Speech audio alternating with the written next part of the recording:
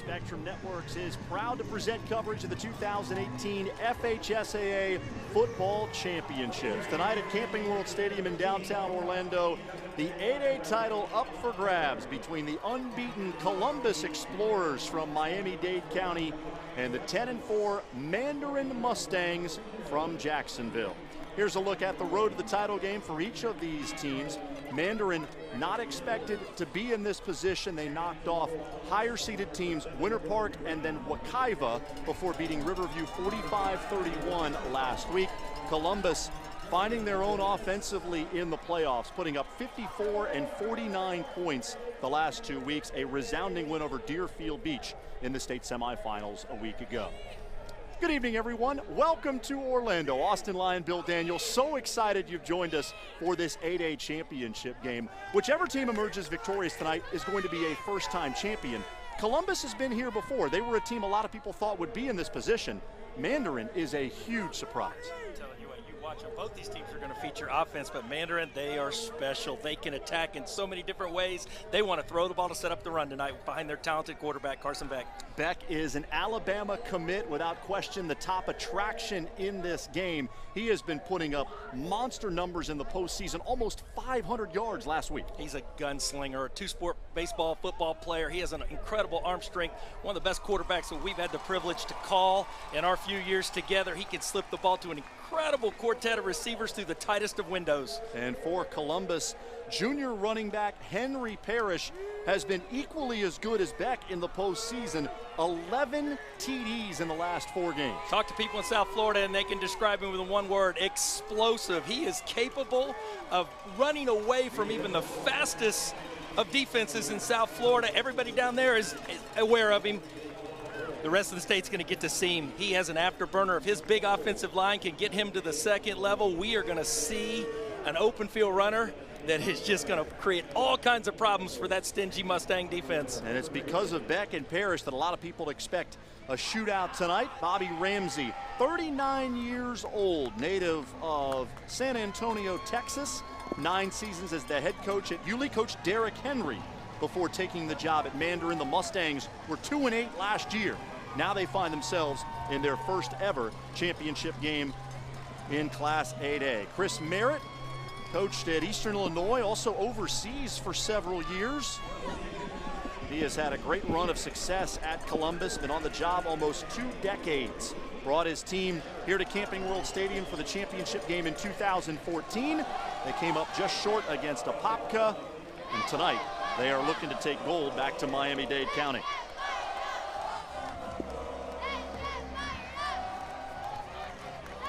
Seven champions have been crowned over the last 3 days here at Camping World Stadium. Just one championship game remains. This large class final normally produces a lot of excitement, and that is what we are expecting tonight. For both these offenses, I really believe the best game of the weekend has been saved for last. 2 big offensive lines, explosive playmakers at the skill positions, a defensive coordinator's nightmare when you have to go against each of these offenses. Hudson Levine gets a toe into it, and we are underway. Ball goes through the arms of one of the up men. It is alertly covered at the 17-yard line by Trinity Conway. So Columbus will have the first possession with junior quarterback Brandon McDuffie, committed to Lane Kiffin and FAU in February of 2017 before even playing an entire game in high school. He's a guy who's shown great improvement throughout the season. What makes him so special is he's the point guard of this offense. And he's improved as the season has gone along. It's his job to distribute the ball to the open player, whether it's a receiver or his talented tailback with Henry Parrish, who will touch it here on the first snap. Parrish looking for space. Takes it out to about the 23-yard line. We'll show you the backs and receivers for this Explorers offense. Parrish the focal point offensively, but Kalani Norris committed to Georgia Tech. Gary Cooper is committed to Indiana. And it's a good group up front led by Luis Cristobal, nephew of Mario Cristobal, the head coach at the University of Oregon. That's the game plan tonight for the Explorers. They want to use the run to set up the pass. Be able to Run the ball in passing downs, be able to throw it in running downs, keep this Mustang defense off balance so they can't just line up and focus on the tailback. Option and the pitch to Parrish into the short side. He lost a yard. Show you the Mandarin defense. The group up front is outstanding. Warren, McGriff, Harrison, Jackson, probably the best position group on the team. Rigo and Moss are the linebackers. Moss has a big cast on his hand. And in the secondary, a lot of guys going both ways. Douglas Oxendine and Casimir Absolu are also starters offensively for the Mustangs. Second down and 11, toss to Parrish, and he has no room to run. Hit immediately. Christian Warren and Javon Fulton were the first two to make contact for the Mustangs. Javon Fulton just in the backfield immediately.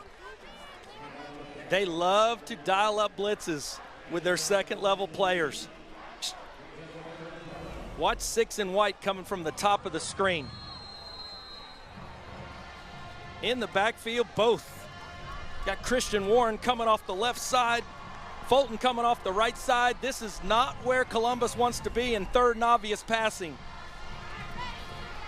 McDuffie has protections. He slings it complete for a first down. Xavier Henderson racing up the sideline and on his way to the end zone. Touchdown, Columbus.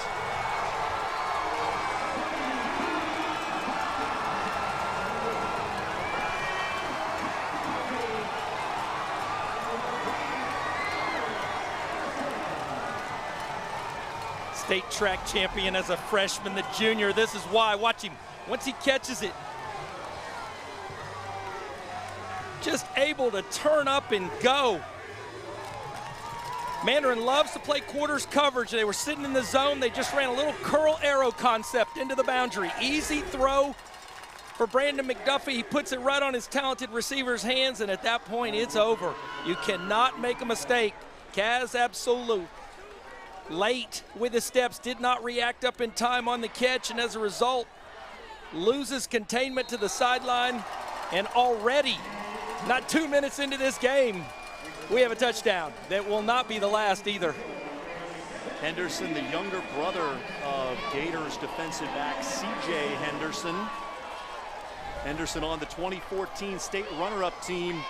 And Xavier making Big Brother proud with what he did right here. Puts it on his hands, just a little move inside. You can see Absolu just did not have any balance whatsoever as he approached the receiver.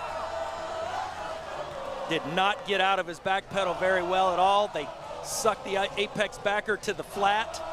Little eye candy that just distracts Jerome Jolly to the sideline. That opens up the easy window. Great catch, would have been a first down. Just the way you want to come out in your first drive. Look at him right there, and he's not done. You can see it in his eyes. He wants to have a big night.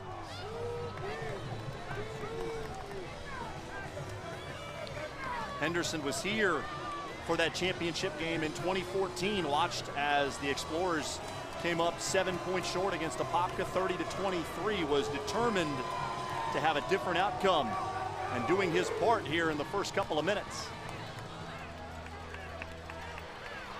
Kickoff comes to Darian Oxendine, one of the outstanding skill position players for the Mustangs, and a good return out beyond the 35-yard line.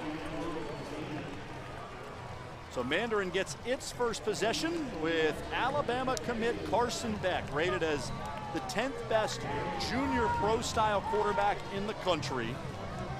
Played at Providence a year ago, and his arrival immediately made the Mustangs a contender in the north half of Class 8A.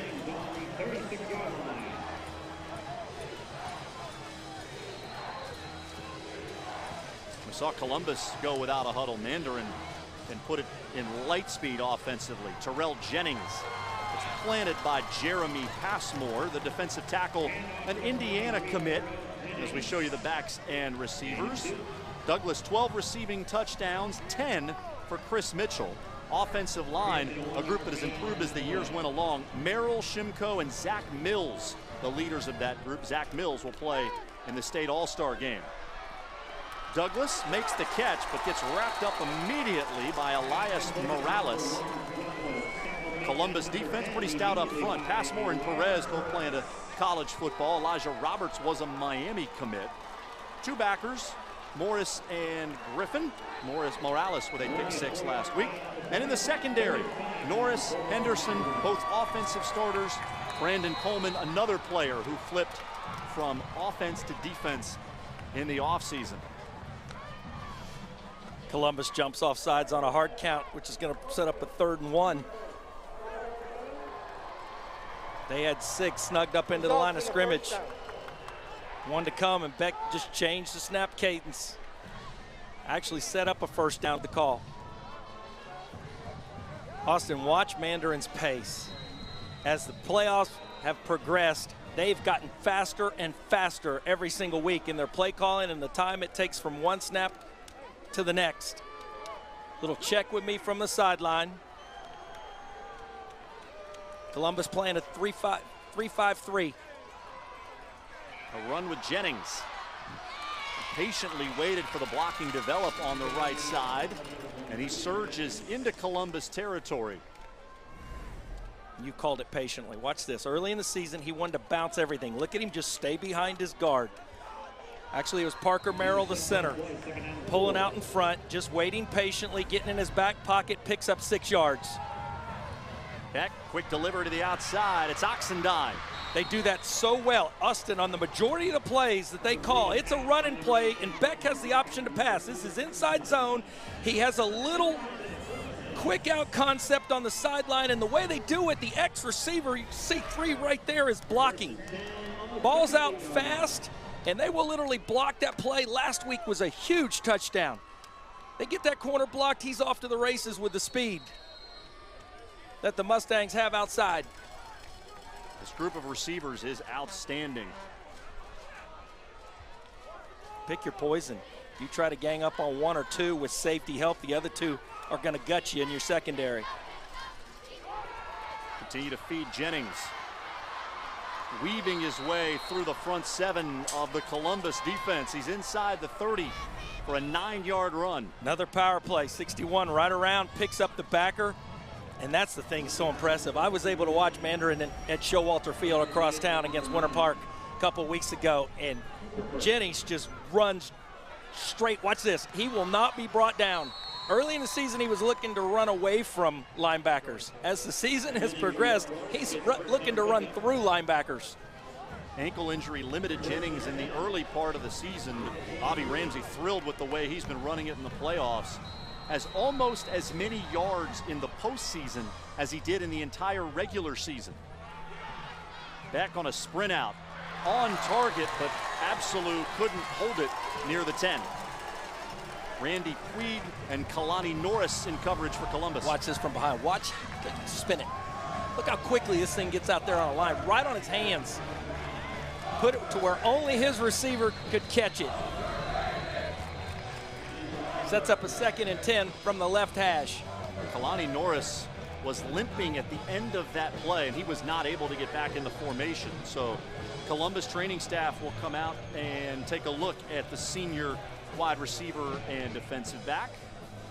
Playoff history for each of these teams, not much to speak of at all for Mandarin. The school opened in 1990. It only won 3 playoff games prior to this season. 4 playoff wins this year to get to the championship game. Columbus making their 4th appearance in a championship game. 80-82 in that 2014 matchup against Apopka. It's a good sign seeing Kalani Norris run off the field. He is Dade County's leading receiver and will play a key role on both sides of the ball tonight. So many of these receivers that are so talented do go both ways. Play in the secondary, on special teams. They're really triple threats. Can score in any phase of the game. And there's not much depth in the secondary for Columbus. Those frontline guys really important. Columbus scored on its first possession. Mandarin trying to do the same. Douglas breaking tackles inside the 10 and in for a Mandarin touchdown.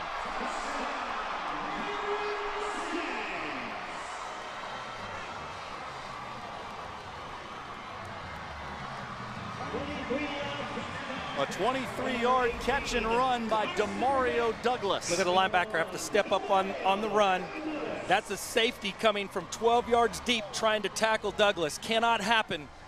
If Columbus continues to stay in too high and let the number 3 receiver just have that little stick route, this could be one of those Oklahoma-West Virginia contests, because Beck will hit that 100% of the time for big plays. Levine's PAT is good. Each team has a possession, each team with a touchdown. 7-7, just more than 4.5 minutes in. So difficult on the Will linebacker because it's a running play. If Beck wants to hand it off right there to Jennings, he can. So you see 10, Elias Morales, he has to step up. That's his gap responsibility. And as soon as this is the best angle, watch 10 step up, he's in the hole, now he can't get back out. And look, set him up inside. 2 defenders, you have to tackle well against the Mustangs. These receivers, when they get the ball in the hand, they're vertical threats, but they're horizontal threats just as well. They get the ball in the quick strike passing game, all of them can score from anywhere on the field. Beck now 13 touchdowns in the postseason, only 2 interceptions.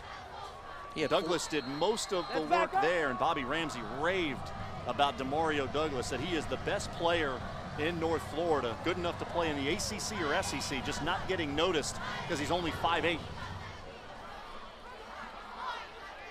That kickoff goes out of bounds. So Explorers will start at the 35. Columbus, private all-boys school located in Miami-Dade County. Free kick. A lot of athletic success. Columbus, one of the top athletic programs in Miami-Dade County. Enrollment only 1724, but you have to double that and makes it more than 3,000. That's why they are in the large classification. Mario Cristobal, now the head coach at Oregon. His nephew, the starting center. Ryan Greasy, Alonzo Highsmith.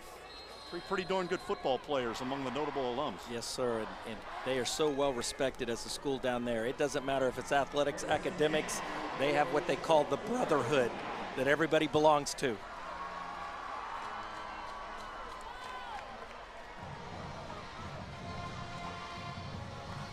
High formation this time for Columbus. Mandarin does a good job rallying to get Parrish on the ground after a pickup of 1. Been kind of feast or famine for this Mandarin defense this year. They're allowing right at 20 points per game. 5 times they've allowed 30 or more, but they shut out DeLand, a pretty good offense. They only gave up 7 against Apopka. Same number to Wekiva. They've had a lot of success playing here in Orange County this year. They love Central Florida. They probably think this is a home game for them. They've come into Central Florida 4 times in the greater Orlando area and been victorious each time and played extremely well on defense. And you can bet their mission tonight is to make somebody at Columbus High School other than Henry Parrish beat them. They're going to make Brandon McDuffie beat them. They are not going to let 2-1 in blue get on track. Defensive line so far on the first 2 series doing an excellent job of shedding blocks. And Chris Merritt, the Columbus head coach, told us that their offensive line has been a big factor in controlling these postseason games and allowing Parrish to put up huge numbers. Last 3rd down for the Explorers went for a touchdown. Here's 3rd down and 9. Same play they scored on. Off the hands of Henderson this time, not the same result. And the Explorers will punt. Tighter covers that time by Absolu. You can bet he got an earful on the sideline when he went back. You're giving him way too much respect, challenging. It's the only way the Mustangs know on defense is to get after you and challenge him. Little bit tentative on that first drive. Much better response on that last 3rd down. Medina is the punter. Douglas back to return. Absolute got pretty close coming off the edge. A favorable hop for Columbus. Ball will trickle out of bounds at the 25. The school profile for Mandarin, located in Duval County. Opened in 1990, so the list of alums not quite as illustrious as Columbus. A couple of Seminoles in Sam Cowart and Fred Weary. Jeff Chandler from the University of Florida. Fred Weary was a Gator. Water break. Gator Nation's not too happy with that last comment. I know you're a Seminole fan. Sam Cowart was a great one. Fred Weary was an outstanding corner, I believe, on a national championship team for the Gators. Fred'll have to live with my comment for the rest of his days. The teams hit the first quarter water break. 2 touchdowns and a punt so far on 3 possessions. About what you expected from these high-powered offenses. Exactly. They can get after. It's going to be which defensive front can get after the opposing offensive line and try to make the opponent one-dimensional. If both offenses, we saw a great response there in the second series from Mandarin High School. They forced, and actually they've done it twice, they forced Columbus High School into obvious passing situations. If each of these teams can do what they typically do and run the ball and throw it, it's going to be a long night if you're a defensive coach or a defensive player. This time, Columbus comes out in a 4-man front. They started the game in a 3-5-3. They've gone to a 4-2-5, giving them a different look. Chris Mitchell gets his first touch on a speed sweep. He moves the ball out for a first down. Run of 11 by Mitchell. When your head coach says this kid will be in the NFL someday, you know that is a talented young man in white wearing number 3. He had a big game a week ago against Riverview in the state semifinals. Had almost 200 yards receiving and a touchdown. He is the primary deep threat. And he's tied for 3rd on the team in scoring with Terrell Jennings with 60 points. They have four of these starters out on the field tonight. 3 receivers and a tailback, all with 60-plus points. The run-pass option as Beck pulls it out and has his pass batted down. That was Jabari Ishmael. 6'6", 210 as a sophomore. Coach Ramsey told us in our production meeting he's concerned about Columbus's length. It's a matchup problem with Xavier Henderson. We saw that for a touchdown, just his size at 6'4" as a receiver. And he's concerned. He said Columbus High School is one of the biggest teams in height that we've seen. That poses problems. Douglas, again, making a defender miss in the open field. Columbus with a couple more waiting for him. Back to the original line of scrimmage, and it'll be 3rd down. Much better job on this play. You can see they fake outside zone, coming back, just hitting a little bubble screen to the outside. But you see one defender miss. He can make you miss, but they rally 2 to the ball. They've got to get blue jerseys to the ball in numbers all night long on these quick passes. Look how quickly Mandarin wants to snap it. Already to the line of scrimmage. The officials are having to hold the center from snapping it. The officials ushered Jordan Griffin off the field. Senior linebacker. Luther Johnson, 5'10", 175-pound junior, has stepped on in his place. They bring Johnson on a blitz from the backside. Beck not able to get away.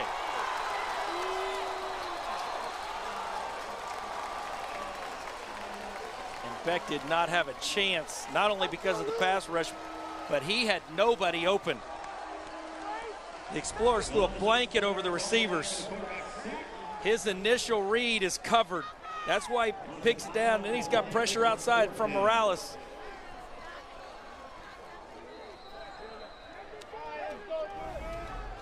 Punting was a big problem for Mandarin in the regular season. Darian Oxendine started punting in the playoffs because he gets it off a little bit quicker. Better athlete back there. And he needed to get it away quick. An excellent punt by Oxendine all the way back near the 20. Only his 3rd punt on the season was a nice job. A beauty. Mitchell with the return to the 31.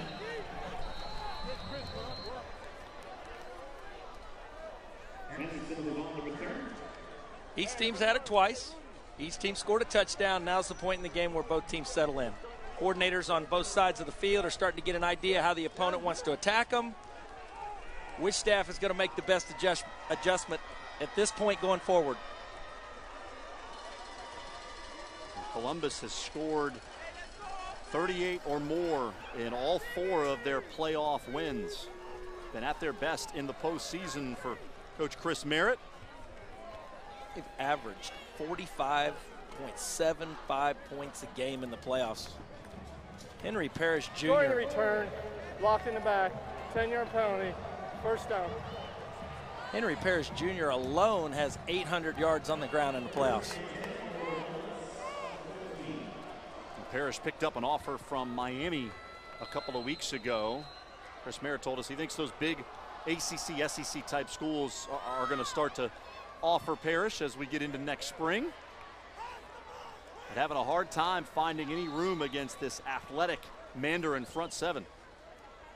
Mandarin's head coach said this is the thing that's so unique. The challenge that Columbus presents to his defense is 1 minute they're going to be in 2-by-2 with one back and spread and fast paced trying to run an Oregon style offense. And the next thing you know, and we've seen it last series and this series, then they come out in a jumbo package. 2 backs, 2 tight ends, a single receiver, and they want to play smash mouth like Stanford. Put a lot of responsibility, especially on the linebackers in the secondary, making sure that they are sound in their run protection and their gap responsibility. Parrish almost broke it. Oxendine got just enough of that jersey to limit his acceleration. Otherwise, that could have been a big run. Look at the blocks. Tight end blocks down. Just a pin and pull. Block down, kick out. Let him get to the edge. They're playing smash mouth football at this point. They are so versatile on offense with their personnel groupings. A lot of flexibility, the talent that they have. They can line up in 2 tight ends in one play and no tight ends the next play. Go to the fullback, Jonathan Lorenzo, who's almost exclusively a blocker. Doesn't get the opportunity to carry it very much. He got it. But he converts right there. Not by much, though.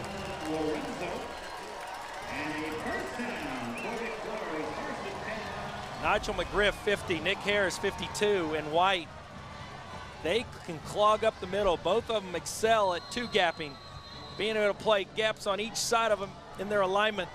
So difficult. Linebackers for the Mustangs are usually free to roam and make plays because of those 2 stalwarts, seniors inside. Blocking there by Michael Cruz-Bustillo. McDuffie on the move, delivers, and it was dropped. He had a touchdown, Austin, in the middle of the field. The tight end got behind the secondary, running free on a post route to the hash. So difficult when you're rolling left as a quarterback that's right-handed to try to see that, get your feet back around. The obvious choice was on the sideline, but that Mandarin's got to clean that up because they just released a tight end freely down the field. It was Cruz-Bustillo who's caught a couple of big touchdown passes that was running free. Watch him, he just comes off. He's running a corner route actually from his tight end position, and there is nobody within 10 yards of him. You can see Douglas there at the last second pointing back to his safety, who's got tight end? And now they were 2 tight ends a couple plays ago. Now they're in 2-by-2 with a motion. Trying to get it to Henderson with Gary Cooper out there as a lead blocker who has just destroyed opposing secondaries this year. They do that. They motion Cooper into the boundary to gain leverage. They outnumbered Mandarin's secondary out there. They fake the run, get the ball out there quickly, trying to get it to Henderson, because when Cooper locks on, especially to smaller defensive backs, he usually puts them on their back. Cooper, the second player on this Columbus roster, committed to Indiana. Did that in June, the same time as defensive tackle Jeremy Passmore. And he's a luxury. One of the reasons why they can get in and out of different personnel groupings. This time he's in the slot. The next play he might as well be lined up at tight end. They'll move him all over the field. McDuffie slings it deep for Henderson and just missed him. Double move. They're playing quarters. They attack that coverage with an outstanding right. Double move in behind the safety. He's free. Safety bites, corner bites. McDuffie didn't have pressure in his face. Just you can see it. Nobody's near him. If he holds that a split second longer, he has another touchdown. Instead, it brings up 4th down.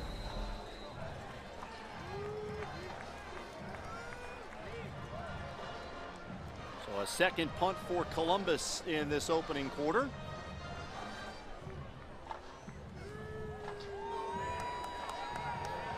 Some contact with the punter, but not enough for a flag.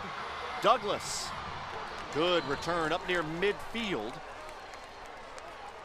Dragged down by Jabari Ishmael. That last touchdown pass by Carson Beck gives him 35 for the season. Without question, one of the top quarterbacks, not just in the state, but in the country. And he is second in the state now. He's playing with a level of confidence that few quarterbacks ever attain. I wish we could interview his father right now. He told his dad before he went to school last week, he goes, "Dad, I'm putting up 400 tonight." He had 376 with 3 touchdowns at halftime. Finished with 474 a week ago, 3 touchdowns against Sarasota Riverview. He was a little high that time for Oxendine. 474, but he only had 14 completions. That's the quick strike capability that these receivers can take it to the house at any moment when he gets it into their hands.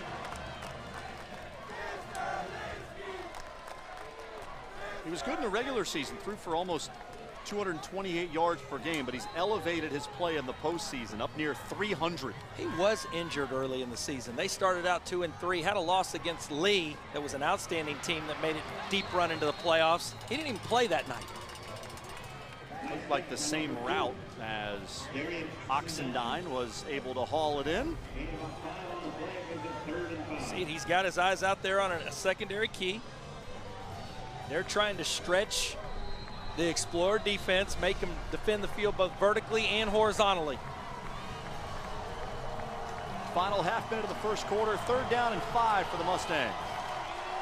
Both linebackers are lined up in A-gap pressure, showing A-gap blitz. If everybody comes, it's 6-on-6. Man coverage underneath, cover 1. And Beck with an on-target delivery. Mitchell has a first down in front of the Columbus bench. 7 catches last week for 196 yards. This is just a quick little stick route. He's going to get past the sticks, drive the corner off, and just turn around. Beck's going to put it laser right on his hands. Look at the way he catches the ball out in front of him. Doesn't let it get into his chest. Well-coached group in the receiving corps for the Mustangs.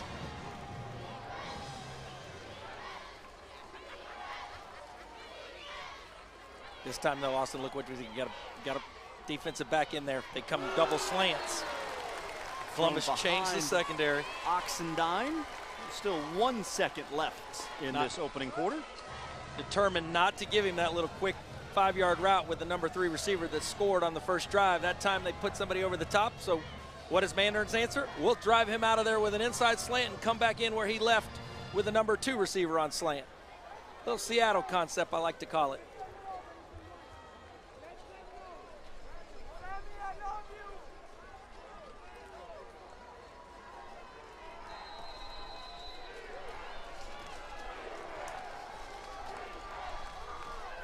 Another fake inside. Mitchell makes a man miss. Inside the 10, Mitchell stays in bounds and scores.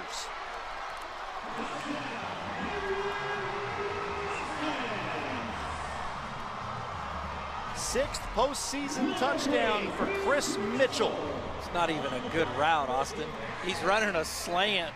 It's just how talented he is. Any receiving coach will tell you that just saw that. That's not a great route. He didn't put any pressure on the corner whatsoever. Beck fakes the outside zone. He's got one-on-one coverage. The thing that he did well, he got into the window. He did get into the window and put pressure where the corner had to get it. But he's right there. You can see it. All of these receivers, if you miss, you're going to lose. Flag comes in as Levine drills the PAT. We'll give you one more look at the individual effort by Mitchell to get into the end zone.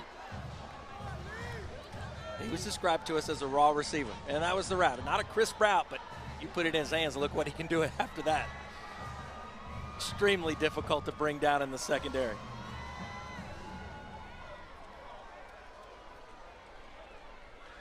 So that puts him into third alone on the team in scoring with 66 points this season. During the play, we have hurdling on the defense. That'll be enforced on the kickoff. That's also the end of the first quarter. An exciting opening period here in the 8A championship game. Mandarin with a couple of touchdowns. Mustangs have never won a title. They've got a 14-7 lead on Columbus.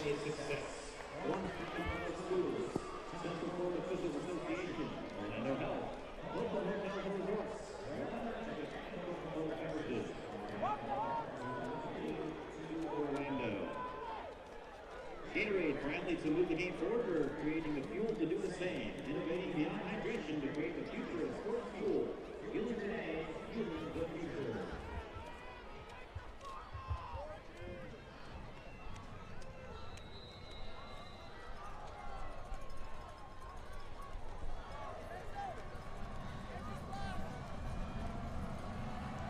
The onside kick in here from the 45. After the 15-yard penalty, that option was certainly there for Bobby Ramsey. Instead, Levine boots it through the end zone, and the ball will come out to the 20. And Carson Beck now with 36 touchdown passes on the year. Brandon McDuffie, 2 of 6, but the one big play, the long completion to Henderson, and so he's got a touchdown as well. He could have 2 very easily. He held the ball just a split second longer on that last drive. I'm really curious. How's Columbus going to come out? What's going to be their approach this drive? We've seen 22 personnel. We've seen 21 personnel. We've seen 11 personnel. We've seen 10 personnel. Every series, they've been lined up different. 2 backs in the backfield. They're in 20 personnel this time. What I mean by that, you got the tailback in an offset. Now they split in with a tight end. Run counter back, and here's where he gets exciting. Parrish with great speed when he gets into the open field. Into Mandarin territory, a 31-yard burst from the junior. When you have the ability to run away from Booker T. Washington, Miami Northwestern, and last week Deerfield Beach, the speed that each of those programs display on their defenses, he just left people in awe this year. His offensive line can just give him a crease. That's what he can do. At 7 carries for 14 yards before that one went for 30. He's a ticking time bomb waiting to explode at any second. And Lorenzo, the fullback, lined up at a wing position. That time, Parrish struggled for a couple. Parrish was part of the 4x100 relay team that finished 2nd at the state meet a year ago. I mentioned that Henderson was a state champ a couple of years ago in the 4x1 and the 4x4, so there's track speed on this offense. Well, I love his ability in the open field to set defenders up, and we're going to see it at some point tonight. Columbus will go empty. They will put him out in a slot position. Now, most running backs, when they go to an empty set, they're decoys. Not 2-1 in blue. He'll be a primary threat no matter how many quality receivers are lined up outside of him. They will look to get him the ball in the passing phase just as well. He was split out in the slot on that snap. Prior to the snap, delay a game, offense, 5-yard penalty, remains 2nd down.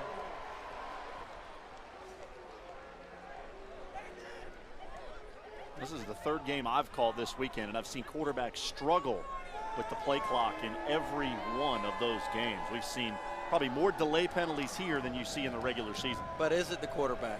Because you have offensive coordinators searching for the perfect play because they know they're only going to get maybe 60 to 70 of them in the course of a ball game, and every single one of them is just as important as the next. So there's some hesitation going down there on the sideline just as well. It's not necessarily the quarterback that we need to blame in some of these situations. McDuffie takes a shot as he lets it go, intercepted by Oxendine.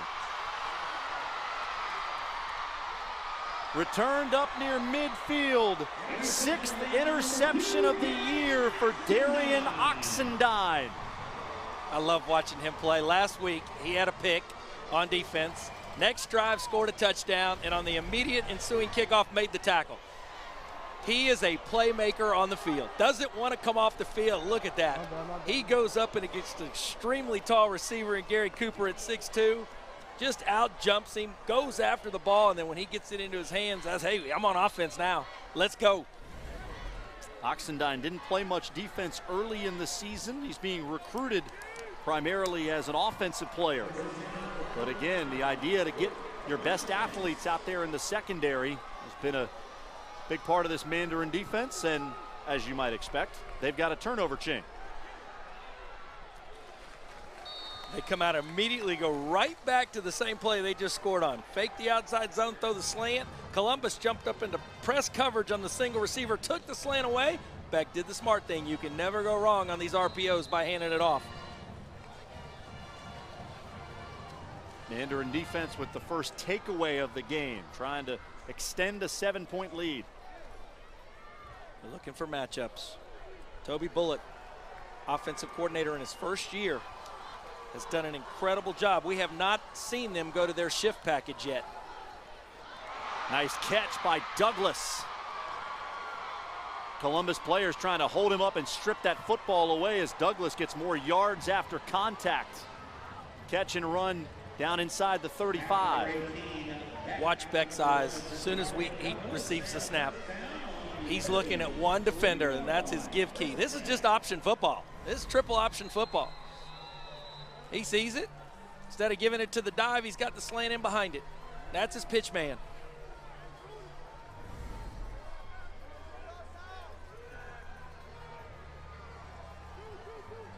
Beck so far 8 for 12, 108 yards and 2 touchdowns. He'll come right here to the slot to his right if they stay in this defense.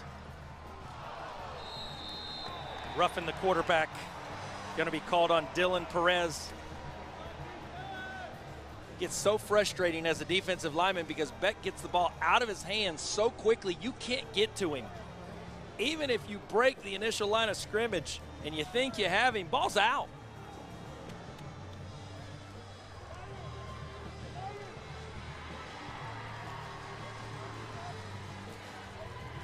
A rare miss from Beck, and a mistake Roughing the by quarterback, defense, 15-yard penalty, automatic first down.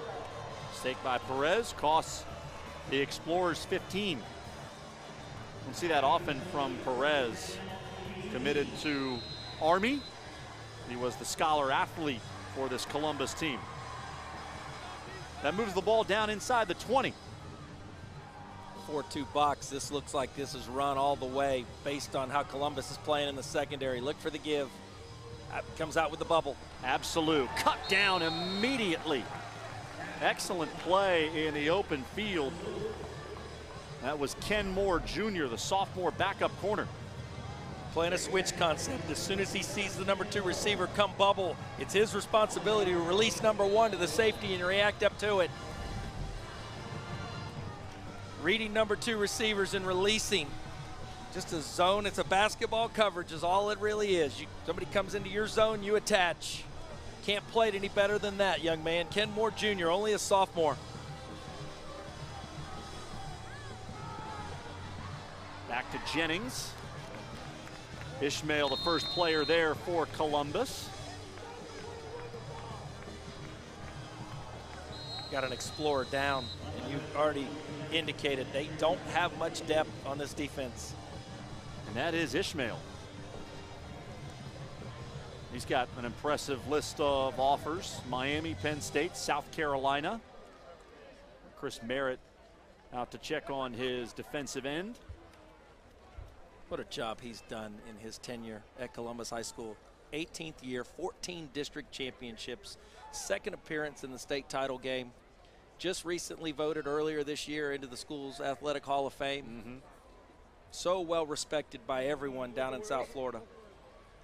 Mentioned that he had coached overseas. Kind of jokingly told his wife he applied for a job in Miami.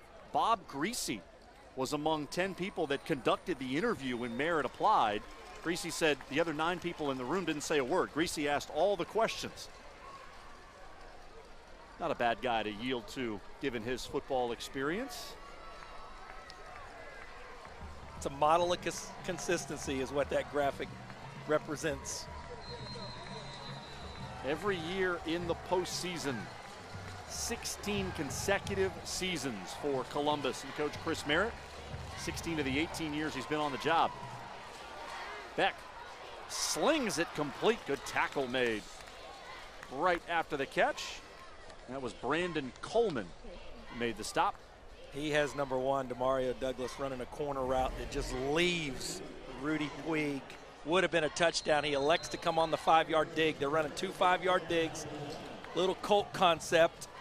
Number 3 is running corner, and they're coming 2 5-yard digs in between. Usually you want to alert the corner if it's man coverage. That was zone. He elected to work underneath. But Douglas won the route. They will come back to that next time they're in the red zone around the 20-yard line. Columbus had too many guys on the field, struggling to get the right personnel out there. And Merritt alertly calls a timeout. Timeout. Defense. First one of the half. Brandon Coleman scrambling to get off the field. He was their 12th player, and that would have given Mandarin a first down.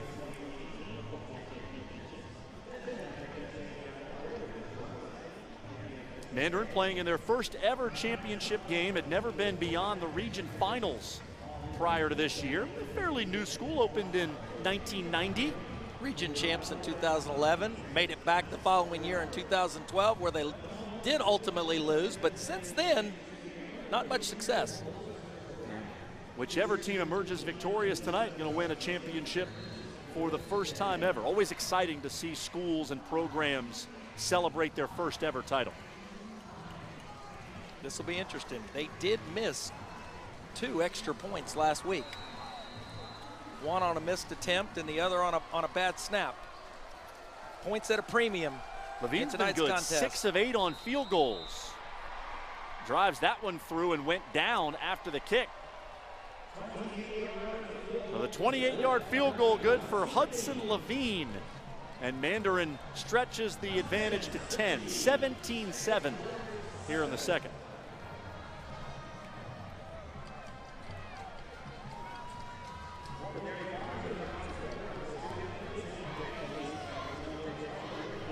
Seven minutes, 10 seconds remaining in the second quarter. Columbus, not since those first couple of drives where they scored and then had another receiver open, had they connected, they've struggled to move the ball consistently. That Mustang speed on their defense, they get after you. A stingy group that is difficult to score against. And we pointed out in the graphic, this is a 14-0 Columbus team going against a 10-4 Mandarin team. But what many people might not understand is, in Duval County, the best are scheduled against the best, no matter what classification. So they have to run a gauntlet each year in terms of their schedule up in that area of the state. Schedule for Mandarin included a game against Lee, which was in the region final. Game against Jacksonville Reigns, which won the 4A state championship, and a 7-point loss against Fletcher. A short kick fielded at the 15, and a big return. Duriel Moss all the way back inside the Mandarin 30. Moss just a sophomore, but he is explosive.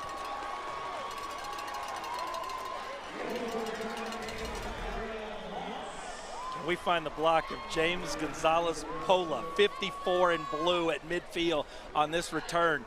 This is what you want from your role players that only get on the field. Look at that pancake at the middle of the field. That's what you want in a state championship game. Everybody, when you get a chance to get out on that field, you do your job.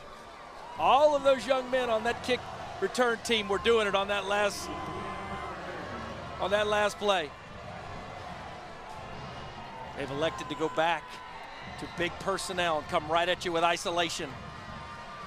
Parrish is smothered. Nigel McGriff able to shed his block.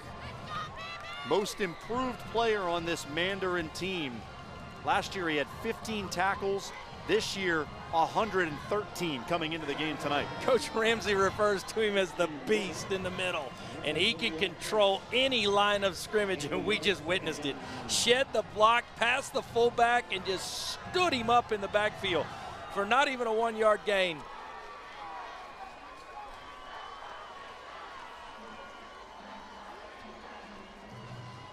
Cooper this time trying to help Parrish. Banged down by Oxendine. And Columbus will have 3rd down and 5. Little counter action with 3 blockers in front pulling. 2 backs and a lineman out in front still could barely pick up 5 yards. That play all season has sprung for big gains. Just shows you how difficult. Those linebackers, they get clean protection up front. They can fly freely to the ball.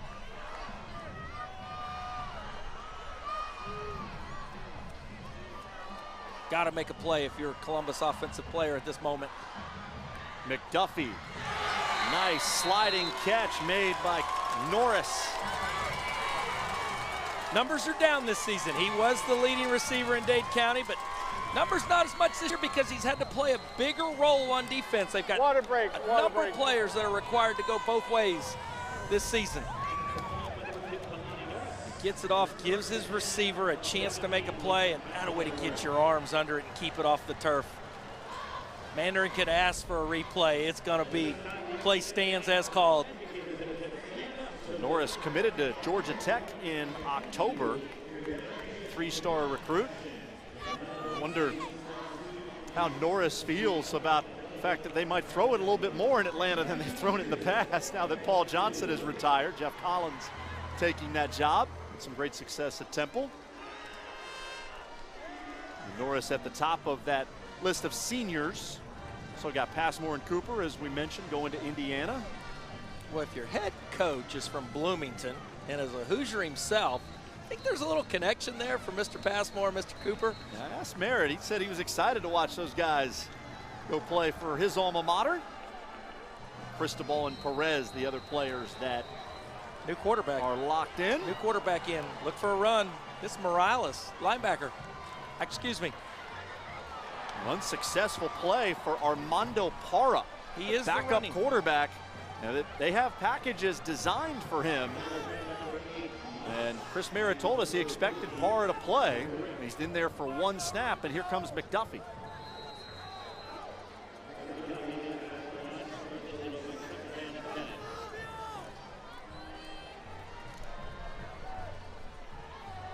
Watch Parrish Jr. out of the backfield. Spread way away from his quarterback. McDuffie has immediate pressure. Just gets rid of it. The catch is made. Norris works his way in for a touchdown. And who throws the key block? Gary Cooper, along with Henry Parrish Jr. Soon as Norris cuts up, he gets 2 key blocks inside the 10-yard line. I called him the point guard earlier in the game. It's his job to distribute, keep this offense on track ahead of the chains. He's done a tremendous job the last 5 weeks. They've averaged 43.6 points per game in that span due to his outstanding play.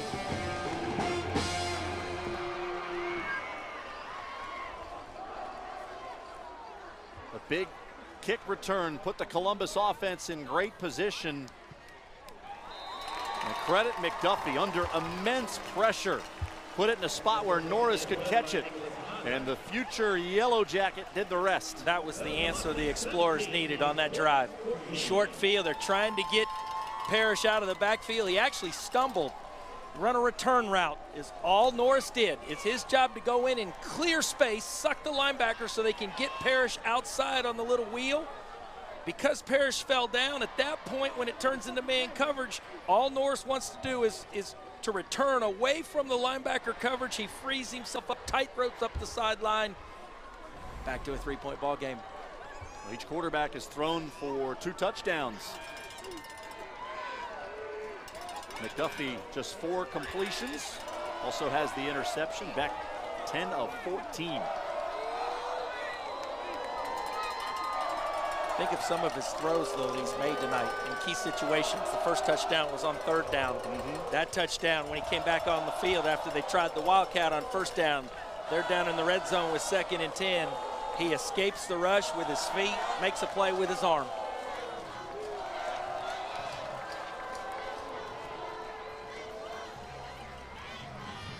Short kickoff taken at the 23.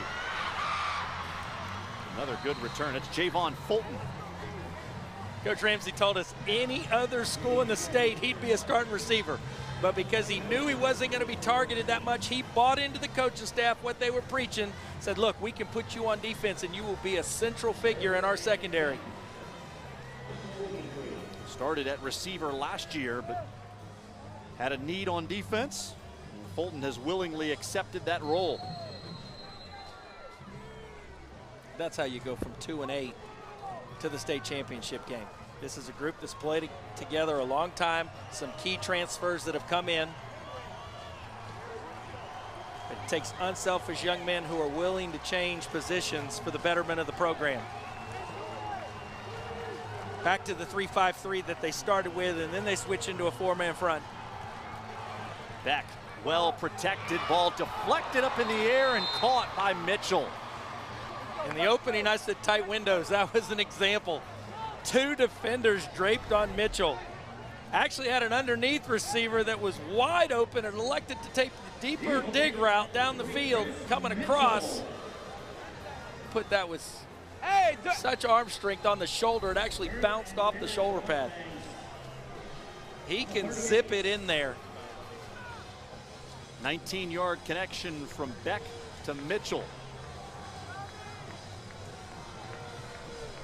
11 personnel with the tight end, one of the few times we've seen that tonight. 2 little quick outs, 5-yard outs. Once again, just trying to get the ball to their playmakers in space. And as soon as the Explorer secondary starts to creep up on those little quick routes, look for a double move or look for the speed going right past them. That's the challenge for any secondary that's gone against this outstanding group. When I watched them against Winter Park High School, they had Winter Park's defense on their heels, going for the jugular every play. In the open field, missed tackles. Oxendine. Boy, these receivers are athletic and tough to get on the ground. Oxendine takes it inside the 15. Simple concept, 2 slants, and that's the inside. You can see the feet of the outside receiver. They are reading the play side inside linebacker. If he sticks his nose at all forward on the run fake, you can see the run fake. Beck's eyes go immediately to him. He's up. I'm putting a slant in right where he vacated. 23-yard catch and run gets the ball to the 14. Under 4 minutes to go in the first half. Mandarin trying to extend a 3-point lead. So efficient in their snaps. Jennings got pulled backward as he tried to run off the left side. Where did he get horse collared? I think it was Kobe Vigo. Hard to tell from up here whether it was inside the shoulder pads, up in the helmet area. No flag, and a 5-yard gain.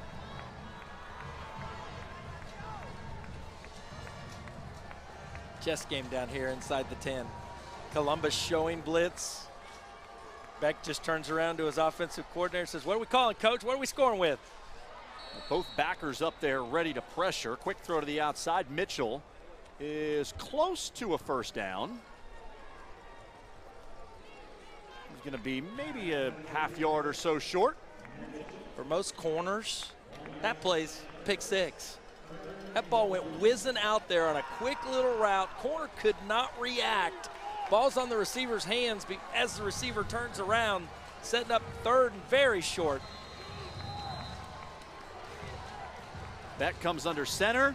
Sneak to the outside. He's got the first down, and he was pulled down by the face mask. That was Roberts. Pulled down at the 4. This is going to put the ball on the 2 at half the distance. And he's not a running threat. It's usually only when he goes under center is he looking to carry the ball. Came in this season with 49 rushes for minus 16 yards. Came in. You got a personal foul, face mask, defense, half the distance results in a first down. How about the instincts, though? I mean, any quarterback draw designed to go up the middle. He sees the 2 inside backers both there right over the center and knows that he's got a little bit of a lane to get to the outside. He's looking for daylight. It's a quarterback wedge, so everybody's foot to foot blocking down, and he's just looking for any crease he can find to go forward with. Here's their Wildcat formation. Bring Beck out of the lineup. All kinds of shifting from the linemen. That draws Max VR across the line of scrimmage. They love this package down deep. And what the offense really turns into is a single wing. We will see multiple pullers in front of the ball when they get down inside the red zone.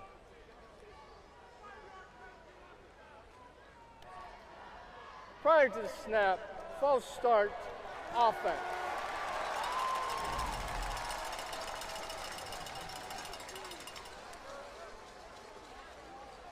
Is that the old deception rule with intent? Because no offensive lineman had their hand down and they all shifted. Bobby Ramsey going to call a timeout. we've seen Apopka do that for years and routinely draw defenders into the neutral zone, and it's always offside. Not a single Mandarin lineman had his hand down. They were all in a 2-point stance, so they're allowed to That's shift. the first of the half. And you can bet whoever was calling the cadence said shift, something like that. And that's what they all did at that point.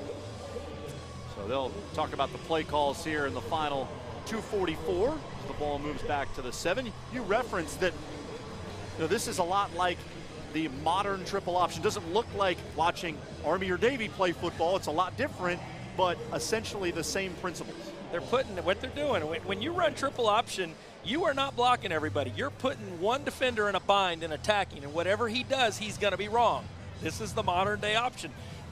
With a true triple option, you'd have a running quarterback. So this would be double option at what we're seeing. But they're reading a linebacker. They're reading an out. They could be reading a defensive end. They could be reading an outside linebacker. They're reading an inside linebacker. It depends on what their play call is. But every single play, just about, Beck has the option to hand it off. If you watch the offensive lineman, even on the pass, ladies and gentlemen, watch the line for most of the game. That they were pass blocking. Great pressure coming off the edge. First read wasn't there for Beck, and he gets sacked. Elias Morales coming off the edge. Pressure in his face is what you want. Blocking can only hold up so long. But on most of these plays, don't be surprised to see a RPO right here, run pass option. Offensive line firing off the field with receivers running quick routes.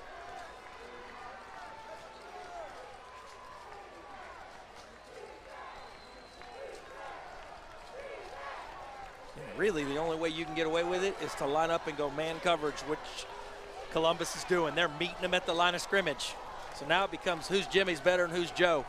Ball was at the 2, now back to the 12.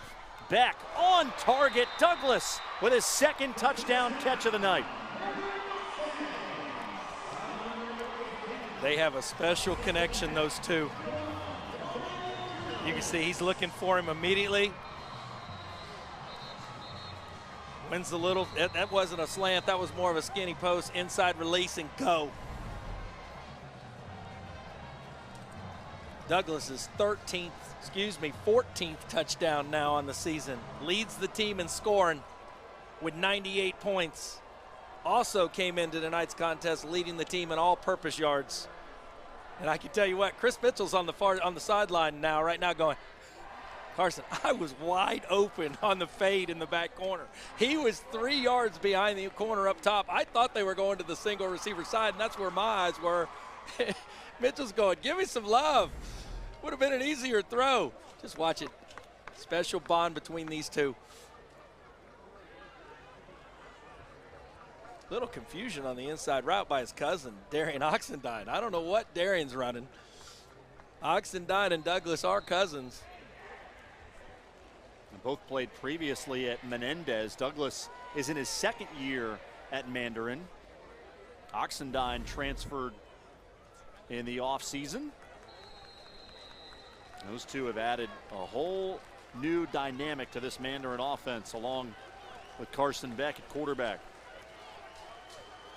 Coach Ramsey said any college coach that does not want to recruit one and white is missing the mark. He might not have the measurables, but he's got the heart and the playmaking ability that can help your program become a winning program, just as he's done at Mandarin High School. How's that for a start? 14 for 19, 170. It's 200 yards off last week's performance. Well, relatively speaking, maybe not as good, but for a state final, I'd say it'll do. Thing you got to love about him is he's already declared he's committed to Alabama, but he said, I want to play both baseball and football. I want to work every angle possible, much like Derrick Henry did when he was at Yulee High School. He was always looking to put himself in the best position in addition to football. Coach Ramsey compares those two young men a lot in their character and how they approach the game of football, not only on the field, not only at practice, but also off the field in their game preparation. A great first half for this Mandarin team. Lots to cheer about for the Mustang faithful. A 24-14 advantage. Levine with a squib kick. It was taken by the tight end, Cruz Bastillo. And so up to Columbus now to try and answer, as Mandarin will get the ball first in the third quarter. Look for him to come out with something safe. Bubble screen, tailback screen, inside run. This could be a dangerous point in the ball game with Columbus. You get a turnover here if you're Mandarin, score and come out with the second half kickoff. This game could turn quickly. Right now, just a 10-point ball game. 1:45 remaining. You gotta be safe. If you can get up to your 40 midfield, then you can start to become more aggressive. As we see it though, look outside now. You can see Henry Parrish Jr. lined up in the slot up top, and when he goes out there, he's a featured receiver. Mandarin blitzes. McDuffie has a completion. There's Henderson again. Already with a long touchdown tonight. He takes it to midfield for a gain of 20. Everybody sees Henry Parrish line up in the slot. He just runs an arrow route to the sideline to open the window. Same play that they scored on. Right there, look at that space. Now you're out to midfield. Now look for them to become more aggressive. Mandarin staying in their patented quarters defense. Pressure up inside. McGriff forcing McDuffie out of the pocket, and he slings it into the Mandarin bench. But that's where McDuffie has improved since the beginning of the season. Instead of forcing it and trying to make a play in the biggest game of the season, he lives for another down, sticks it out of bounds, kills the clock with 1:31, allows his offensive coordinator to set up the next play. There is a flag down on the far sideline, though, it appears. They call grounding late. McDuffie definitely threw that ball away. Got intentional grounding on the offense. 5-yard penalty, loss of down, first down. Must be second down then. Correction, second down.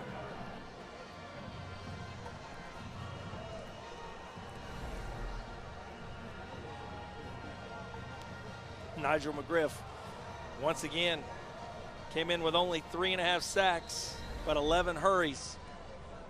Just so difficult to block inside, especially when he can pin his ears back. Well, second down and 25 for Columbus. Penalty ends up being a loss of 15. There's a catch by Sammy Lindner. 13 grabs in the regular season. Fourth wide receiver on this team. Sees a lot of action when they go to this spread look. 3rd and 14. Just a nice little curl route on the inside. Mandarin's trying to keep everything in front of them. They don't want to let anything get over the top. Try to rally to the football. That's just taking advantage of what the secondary wants to give you. McDuffie stepping away from pressure. That's first down. Initially bobbled, but making the catch. That'll be a first down for Columbus. That's Trinity Conway. Time and time again, when Brandon McDuffie has been forced to make a key throw in a long yardage situation, he is executed.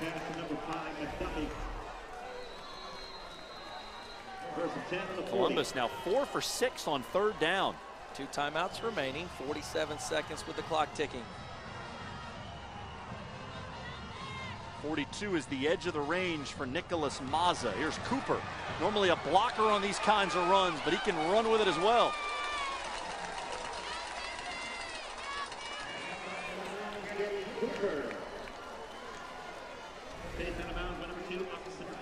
Simple concept. Get the ball to one of your playmakers out in space. You gotta get it tucked up a little bit better than that, Gary. Showing him an empty set with a different look over here. Gonna force the safety out of the middle of the field. Look for him to tack down the middle now. McDuffie looking for the end zone, overthrows Xavier Henderson. Did suck the safety to the 3 receiver side and tried to insert Henry Parrish down the middle, but the backside safety did an excellent job just stepping on that route, attaching immediately. Nothing there for McDuffie. He elected to go outside with it. Still smart though, going for deep in the end zone. If it's caught, it's a touchdown. If not, if it's an incomplete, clock stops with 28 seconds. They've tried the wheel route with Parrish anytime they've lined him up in this set. McDuffie on a sprint out. Trying to square his shoulders and throw down the field. Checked it down for Cooper. And it will be 3rd and 10. 21 seconds to go. Still 2 timeouts for Columbus. Look at the jawing down there now. Nigel McGriff came all the way from his defensive tackles to the sideline to make sure he could chirp in Gary Cooper's ear about dropping that last pass. A lot of pride down on that defense in white.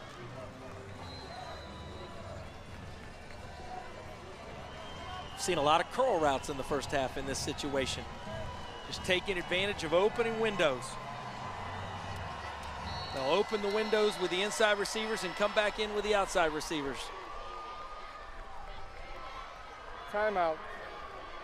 Offense. Coach Merritt is the offensive coordinator. Second of the first half. So there's no second guessing whether we should call a timeout in that situation between the OC and the head coach. They're communicating almost exclusively with McDuffie and Norris about this 3rd and 10 play call.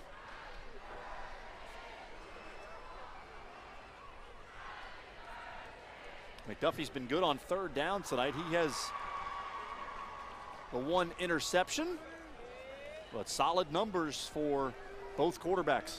The one mistake forcing it down the middle into coverage deep, but other than that, I've been very impressed with his ability to make key throws in difficult situations to keep the sticks moving down the field for his offense. Another key situation here, 3rd down and 10. This is beyond the field goal range of Nicholas Mazza. Mazza's range is 240, so this could be 2-down territory with this call. McDuffie pressured and taken down. Christian Warren now above 20 sacks for the year as he came off the edge, and McDuffie is not yet up off the turf. Trying to hit Parrish on a wheel route out of the backfield along the far sideline. His eyes weren't going there, but he lands right on his forehead. Got a timeout. Offense. It's their last timeout of the half. As he spun, he literally lands right on the crown of his head.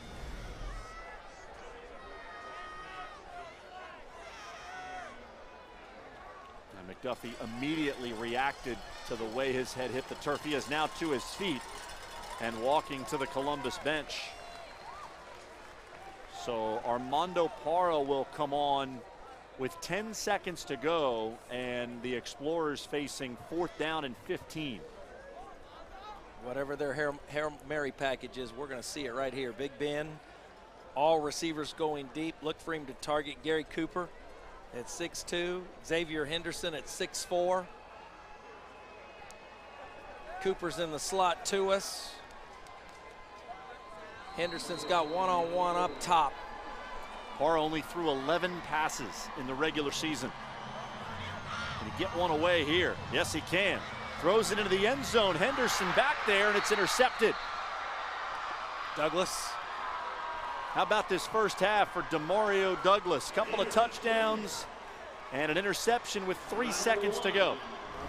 Ball's in the air, and you're going to see Douglas wants it more than Henderson. Henderson never goes up and competes for the ball. He just keeps running his route as if it's coming to him. Ball slightly underthrown. He's got to go up and make a play at the goal line. Instead, you see 2 white jerseys going up, and Fulton's going, come on, man, you just kicked me off the offense this year because you're a receiver. I'm playing defense. I got a pick there, and you steal it. I'm just kidding. Fulton loves it. They did their job as the defense. They got him off the field with no points right before the half. Beck takes a knee, and that takes us to halftime. Exciting first half here in the 8A championship game. Mandarin seeking its first ever state title. And they've got a 10-point lead on Columbus. 24-14 in favor of the Mustangs. Bill and I will step aside during the halftime festivities, and we will rejoin you for the start of the 3rd quarter. We're watching the 2018 FHSAA Football Championships presented by Spectrum Networks.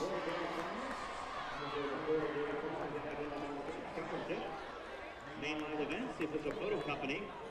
Now for this is a supplier championship ring. Spectrum Sports official television partner. Back at Camping World Stadium in downtown Orlando. Austin Lyon, Bill Daniel, our entire Spectrum Networks crew here for the 8A championship game between Jacksonville Mandarin and Miami's Columbus. 24-14, 10-point lead for the Mustangs at the half. Let's take you through some of the highlights, and it started right away for Columbus. Brandon McDuffie finding Xavier Henderson, who did the rest, a 71-yard catch and run. Out of the gates and off to the races early for the quick score to take a 7-0 lead, but the Mustangs said, hey, we can run too. And watch this. Demario Douglas doing most of the work on that pass from Carson Beck. And then on the final play of the first quarter, Chris Mitchell gets into the end zone. Just, you can see all of these touchdowns, missed tackles in the Explorers secondary.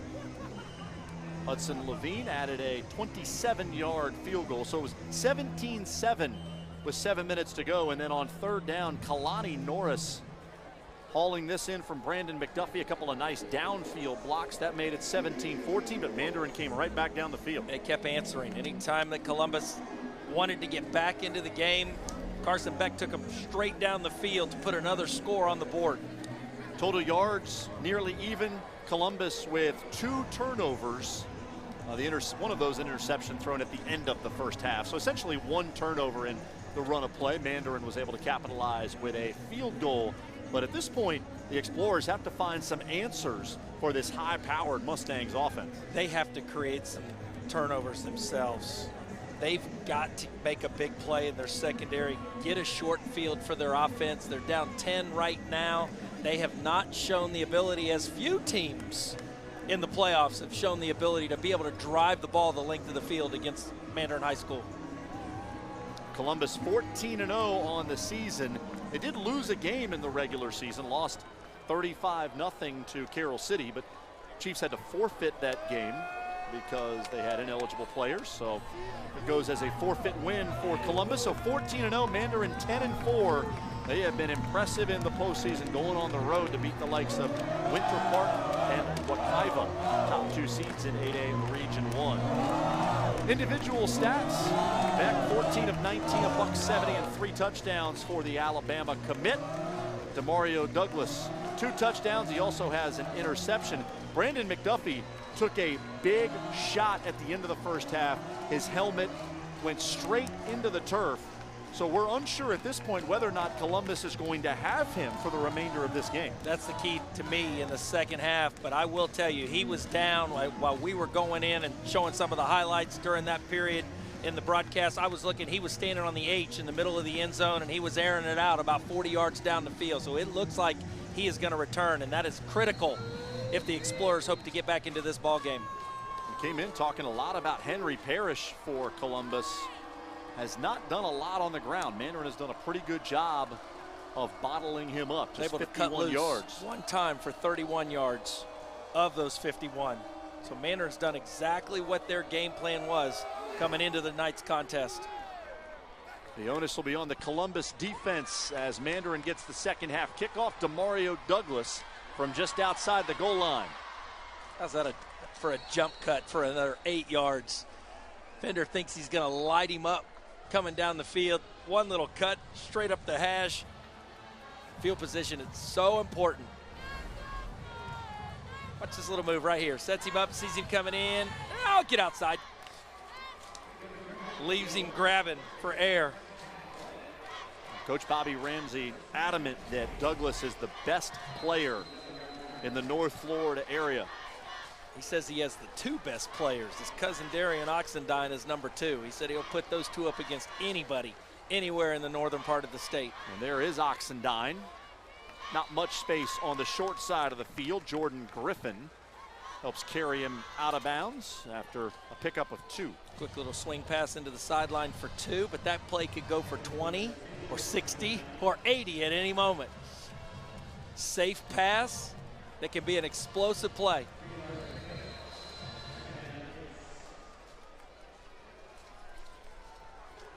Alabama commit Carson Beck extremely sharp in the first half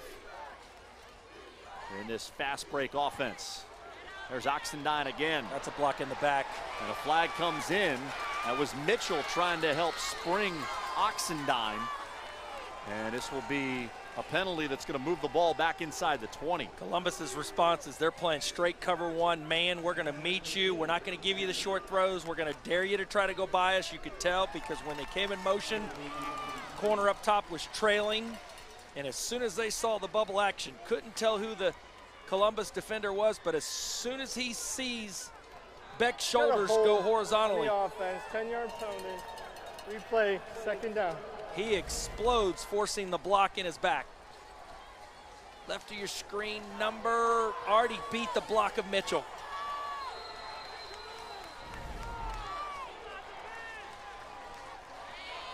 That moves the ball back to the 15.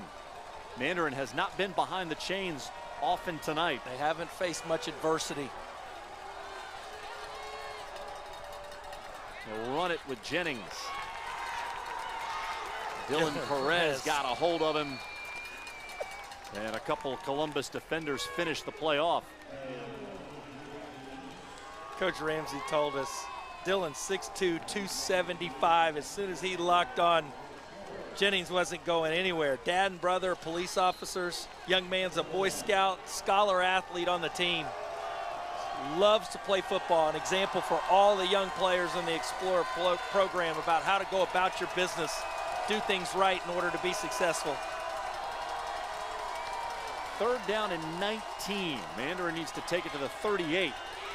Beck hasn't left the pocket much, delivering downfield and incomplete. Douglas blanketed in coverage.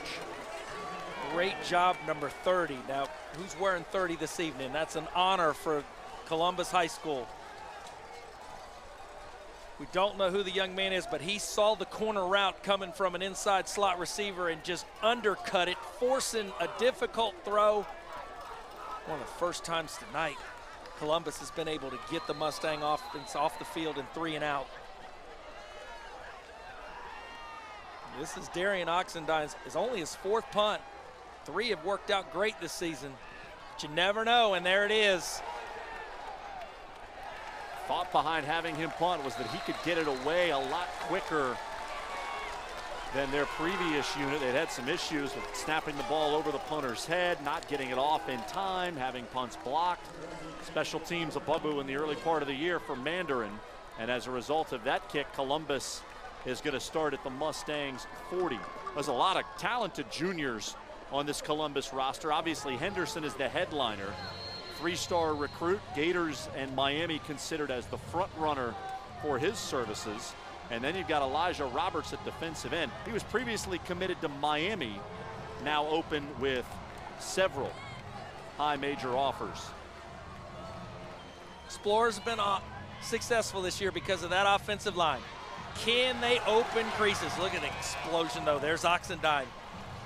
Parrish nearly broke it. Oxendine with potentially a touchdown-saving tackle. You get everybody blocked except for the one that you can't account for. Oxendine's coming from the secondary. Play looks promising from the beginning. Ends up with only a 2-yard gain. See him playing in the middle of the field. He's unaccounted for in the run game. They get everybody else picked up. It's his job to patrol the alley and drop it if something appears. Columbus took a long time in the huddle, only 5 on the play clock. McDuffie gets it snapped. Parrish straight ahead run, and that's been the outcome on a lot of his carries tonight. Nick Harris and Carlos Jackson. Flag comes in. Luis Cristobal and Travis Moss were going after each other at the end of the play. Moss suffered a broken hand earlier this year. See that big wrap on his right hand. He missed 3 games because of that injury. And it's important. He's the cerebral kid out on the field. Another play, personal foul, offense, 15-yard penalty, 3rd down. 55 coming off the edge, Christian Warren. See the entire defensive front, and 75 right there with a little extracurricular. Moss is on his back, on top of the pile. Cristobal goes right after him, where everybody can see it. So it would have been 3rd down and 5. Instead, it's going to be 3rd and 20. You have 2nd and 8. You get to 3rd and 5, and now you're in a situation that you're not comfortable being in. Looked like the momentum was starting to change. You take possession in plus territory. uncharacteristic of the senior leader. He's the general up front. And again, Columbus rush trying to get the playoff. McDuffie has pressure and down he goes. Both defensive ends just basically decided we'll meet at the quarterback. Who's going to get there first? And that time it was Carlos Jackson, 6 foot 250, only a sophomore. He's an inside guy that they've asked to play outside. I say he can play outside pretty well too. Watch this. Easily got around De Oliveira.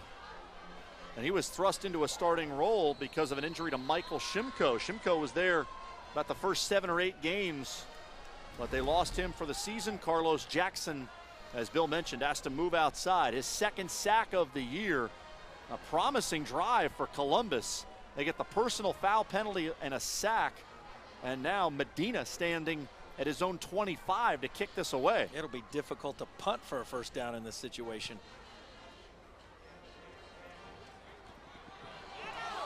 Oxendine bobbles the return, able to get out of a couple of tackles. Oxendine cuts it back to the outside, and Columbus fortunate that they had bodies in that area. Great return by Darian Oxendine. It's almost like he has eyes in the back of his head. He knows where all the other 21 players on the field are at all times. Look at him cut, always looking to cut back. Elusive, speed, and knows how to get north and south with the football. Looked like Jerome Jolly got away with a block in the back there for Mandarin. No flag, so the Mustangs and Carson Beck start in plus territory.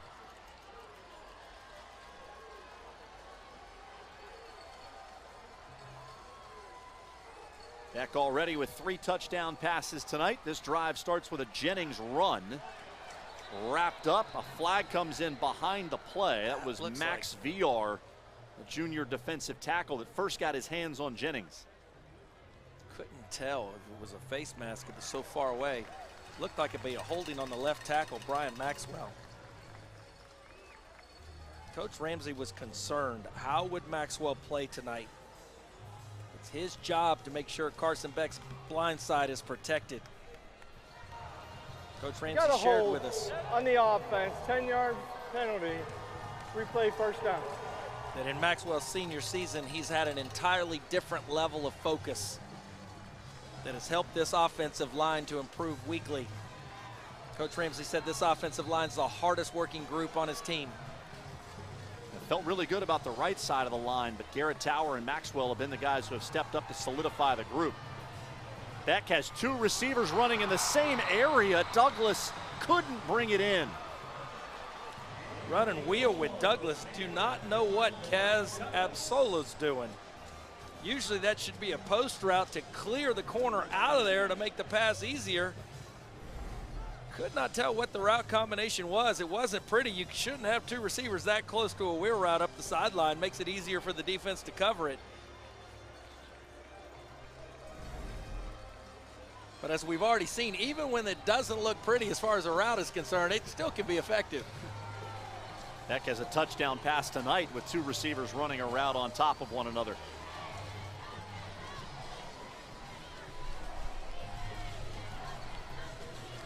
Offense looking toward Toby Bullock, offensive coordinator, former Wolfson head coach. Middle screen, Douglas gets back the lost yardage on that penalty and 1 more. So an 11-yard gain will make it 3rd down and 9. Great play call. Get them blitzing. They think they're going to finally get to him, and then you just get your best playmaker in space, the football. Cut the distance needed in half, sets up a 3rd and 8. Ball on the left hash. Chris Mitchell one-on-one coverage up top. Don't be surprised. Mitchell just look at the quick little out at the sticks. He just rechanged his alignment. Actually, so he could get across his quarterback's eyes. There's the Colt route earlier that was wide open. Another great play recovering late. That was by Rudy Puig, the strong safety.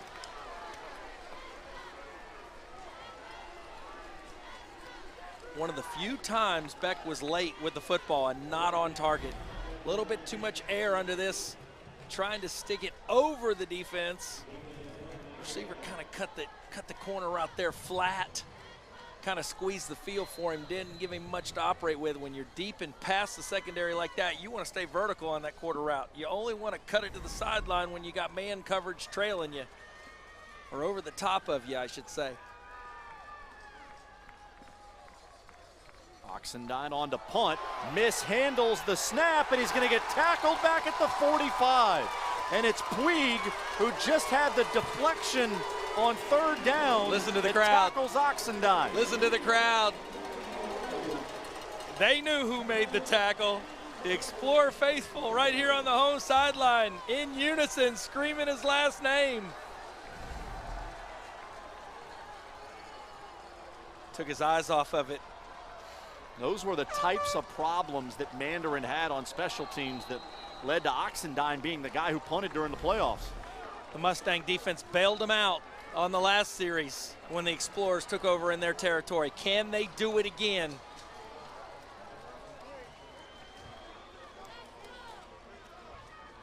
McDuffie with a play fake. Steps into a deep shot.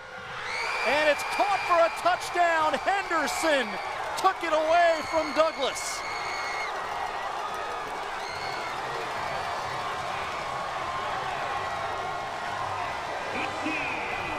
When we take the high shot, we can't see the route, Austin, but why so many colleges at the next level want this young man in their program, a highly sought after commodity, is he set that corner up with a move about 20 yards down the field prior to breaking the post route.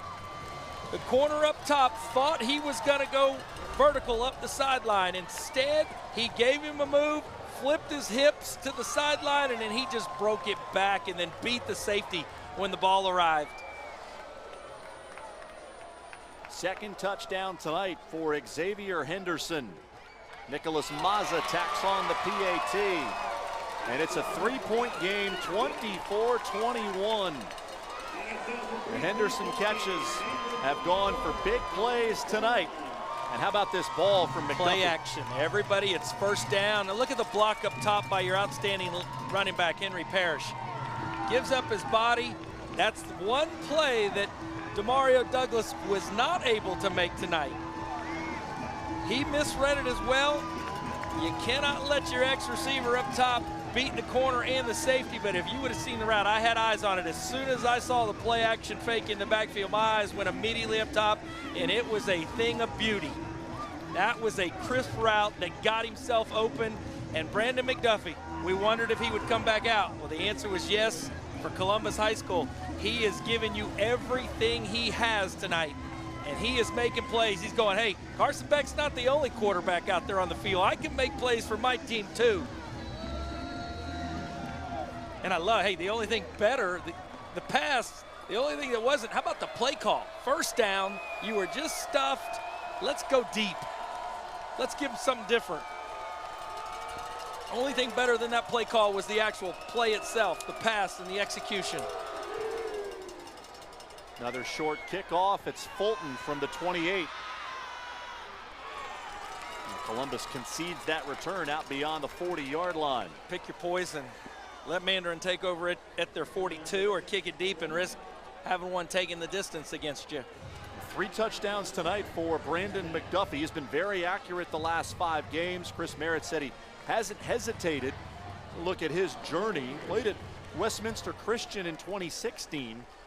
Transfers to Columbus, commits to Lane Kiffin and FAU in February of 2017 before he'd ever played an entire game. He'd only played one half of football at Westminster Christian. And in the last couple of years, McDuffie has been outstanding for Columbus. So can Beck and the Mustangs answer? Oxendine, surrounded by defenders, does a good job to take it into Columbus territory. 4-yard out route that turns into an 8-yard gain with the threat of scoring. But Oxendine limps off the field, which in a lot of programs might be trouble, but they are so high with their sophomore group of receivers. They just reload with another group that will be Carson Beck's targets next year. Jennings, nice room off the left side, got wrapped up by Max VR, who's been productive from his defensive line position. We were talking at the half, though. Jennings can go for 100 yards here in the second half. Columbus is so concerned with the passing game and defending it.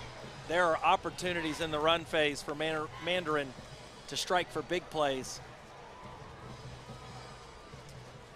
Oxendine getting himself situated over there on the Mandarin bench. For both of these programs, a chance for a historic night. Whichever emerges victorious is going to have its first ever state championship. Mandarin making its first ever title game appearance. Columbus here for the 4th time.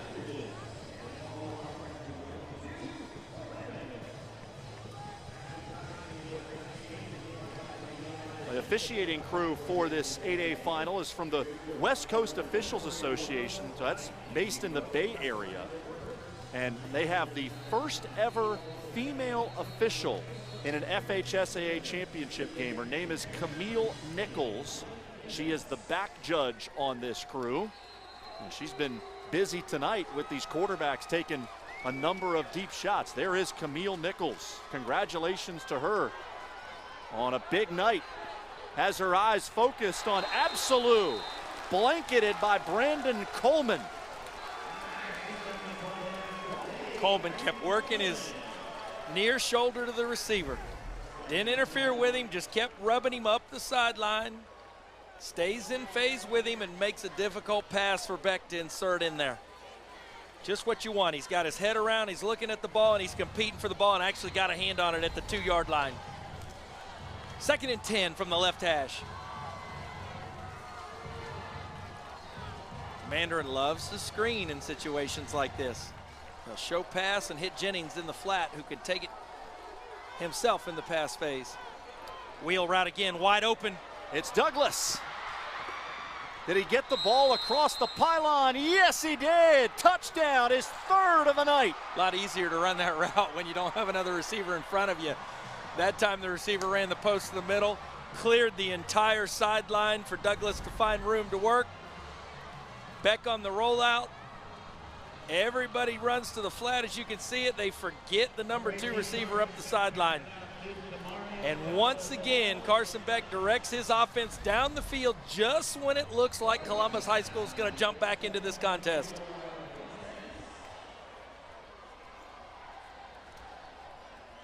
Columbus gets a touchdown from Henderson. Douglas in coverage, just an inch away from a potential interception, but Douglas comes back and gets one of his own. Pushed it right. As Levine misses the PAT. So it stays a 9-point lead, 30-21. Now how about the night for senior Demario Douglas? Some lower level FBS interest for Douglas. Had a visit to Liberty scheduled before that school went through a coaching change. I think Hugh Freeze needs to get on the phone and make sure that he keeps that appointment. I'm sure that in this day and age, with opportunities for coaches to see film on their own of talented young men, I think there's a lot of product out on film for number 1 in White. He's just ultra competitive that gets after it. Took a risk by stretching that ball there near the pylon. I think he controlled it before it went out of bounds. As a coach, you're not going to have any problem with that. He wants to win. He wants to score every time he touches the football, and he's trying to make a play for his team. And no doubt that he secured it and got the ball inside the pylon for that touchdown. 3 TDs and interception tonight for Demario Douglas, validating the claim from his coach, Bobby Ramsey. Did you see who was on the coverage? Looking at by ACC and SEC schools. See who was on the coverage there at the pylon? That was Xavier Henderson. You just got one on me. I'm going to put one back on you. 2 young, outstanding men going at it on the biggest stage in the highest classification in the state of Florida. You don't often see in this large class so many skill position players going both ways, as you see Marco Rubio, U.S. Senator, enjoying the action tonight. Grew up in Miami, went to South Miami High School, which is just a short drive away from Columbus, and he's got a navy blue sweater. I don't think there's any doubt about who he's cheering for tonight. We want to upset the constituents that are watching from Jacksonville. Especially the future constituents on the field, but look at this! Henry Parrish with a burst. Oxendine grabs a hold of that jersey and drags him down at the 30. But these offenses are trading big plays here midway through the third quarter. Gary Cooper, just enough to get in the way, and at this point, only seen it twice. Only 2 big plays in the run game, but when he gets this, he knows what to do with it. 34 yards on that run for Parrish. He's gone for 200 or more in 3 of the last 5 games. Lost his footing on that option with Travis Moss in pursuit. Travis Moss, I said it earlier, he's described as a cerebral kid who plays with the exact level of aggression that you want and you're a middle linebacker. Sometimes he gets carried away and plays out of control, but usually it's just like that. That hold is a block in the back, I think, on him. Tackle just could not react quick enough, ended up shoving him, which once again is going to put this offense behind the sticks. You got a hold on the offense, 10-yard penalty, replay first down. It's the 9th penalty against Columbus for a total of 82 yards. I understand what they're trying to accomplish. A staple in this offense is speed option, and against most teams it works effectively. But you don't usually account for the middle linebacker there. And he's coming inside out like a missile and is making contact with your tailback at the line of scrimmage. Tackle trying to get down to him, just could not block him in space. Explorers go empty. Stretching out the quarters coverage. McDuffie on target. There's Henderson again. Not able to spin away from Jolly and Douglas. 1st and 20 to 2nd and 3. Once again, Mandarin's in quarters. What I mean by that is everybody has a quarter of the field. You take the deepest receiver in your quarter, there's a lot of holes because the linebackers are not getting depth. You can see it other than the outside linebacker right there, number 4, Jerome Jolly. The inside linebackers are not helping close those windows. And if that continues, we will see the Explorers attack that area of the field for the rest of this ball game. Here's Parrish running through tackles at the line of scrimmage. See how quickly he hit the hole with his lower body. Defenders were there, but he does not want to be denied at this moment. He attacked this hole. Watch the leg strength. He gets in and out of the hole. Couldn't tell who's on his legs, but as big as that Mandarin front is and as strong as they are, they could not bring him down because that's exactly the way you want to run the ball up inside. Nick Strong Harris. leg drive. Nick Harris that had his arms. And that's the captain on that defensive around front. Parrish. Quickly, the Explorers have got it near the 10-yard line. That time, Parrish wrapped up and could not get away. That was McGriff. They'll give him a yard. Parrish now up to 100 on the night. That was his 16th carry.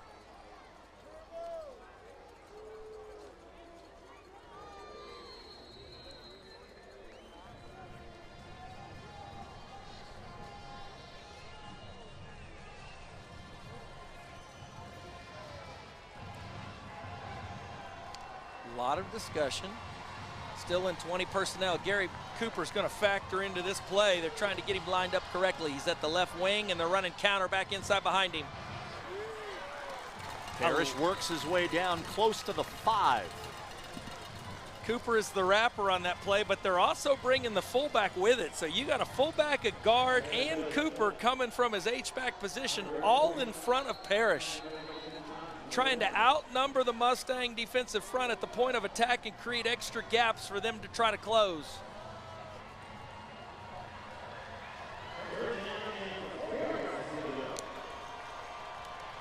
Big third down for the Explorers.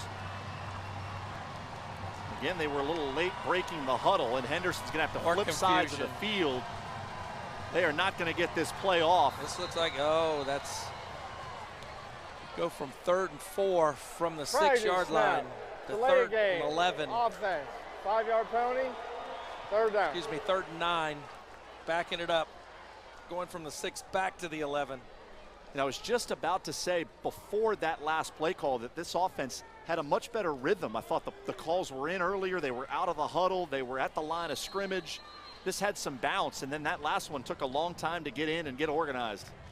You're sitting there, though. You know it's 3rd and 4, and you're like, is this 2-down territory? Am I kicking the field goal? A lot of pressure on that play call. Now look for a rollout pass.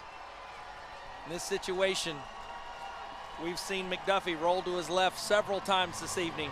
Henderson and Douglas one-on-one toward the top of the screen. McDuffie looking that way, and he threw it out of bounds. That's a low percentage pass. Great coverage up top. Trying to hit the big receiver, Henderson, but blanketed. And is that Douglas out there? They've moved Douglas from his safety position out to corner to take Henderson in man. That's how versatile Douglas is for this defense. Usually lines up at safety. They need him as a lockdown corner, and he did his job on that 3rd down pass. Nicholas Mazza on for a field goal attempt of 33 yards. And he pulls it to the left, no good. How big was the delay of game on 3rd and 4 now? Mandarin, no stranger to playing close games. Look at what they did in the regular season. 6 games decided by 1 possession. They went 3-3. 1-point win against Spruce Creek. 5-point win against Flagler Palm Coast. Those were both district games that Mandarin had to win. And then close losses against Godby, Rains, and Fletcher. Quite different from what they've experienced in the playoffs. Closest game was a 19-7 win against Wekiva. But single digits the margin tonight. 30-21 remains the score after the Columbus missed field goal. Beck nearly intercepted. A great break on that pass to the outside. The Explorers secondary starting to sit on these short routes. The missed opportunity. He read it right. He broke at the correct time. All he has to do is reel this in, and he scores. Oxendine had no chance on that play, even to get his hands on him and trip him. We believe the player wearing number 30 is D. Ford for Columbus, their nickelback. Jennings runs right into Elijah Roberts and gets stood up. You want to squeeze those short routes that tight, though, you're opening yourself up for the deep threat. And that's Chris Mitchell time usually.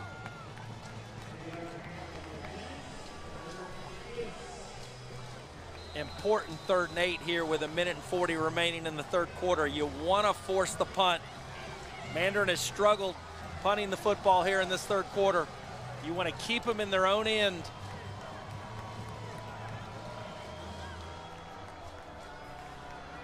Beck goes to Jennings out of the backfield, and he's got the 1st down. Stays on his feet up to the 36. Henderson finally able to cut him down. But a big play out of the backfield from Terrell Jennings. Linebackers are so concerned about the underneath receivers that he just runs an angle route right out of the backfield in the void where the linebackers left. They're trying to get underneath those slot receivers and wall them off. No one's in the middle of the field. One of the best play calls tonight for offensive coordinator Toby Bullock. No play call was more important than that. Keep the clock rolling. They will get into the 4th quarter, barring a turnover, with the ball in their possession. Jennings upended by Puig. Pickup of 2.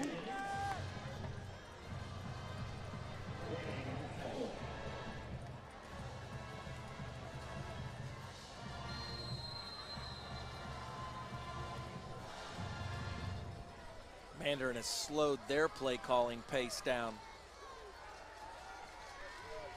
Still going fast, but not at the speed they were in the 1st half.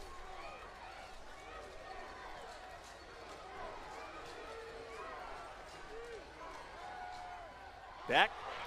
Douglas had that ball go off his hands and up into the air, giving the Columbus defense a chance at interception. Luckily for Mandarin, he was able to snatch it.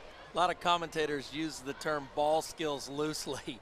That was a classic example of ball skills. laser thrown by the junior quarterback out there. Gets on him quickly. He doesn't quit with his eyes on the ball. Tunnel-like vision. It's the end of the third quarter. That was Puig that nearly had the interception for Columbus. For Mandarin. Third quarter comes to a close. Mustangs maintaining their lead. The margin is 9, 30-21. Mandarin in front. We'll step aside for just a moment, and Bill and I will be back for the start of the fourth quarter.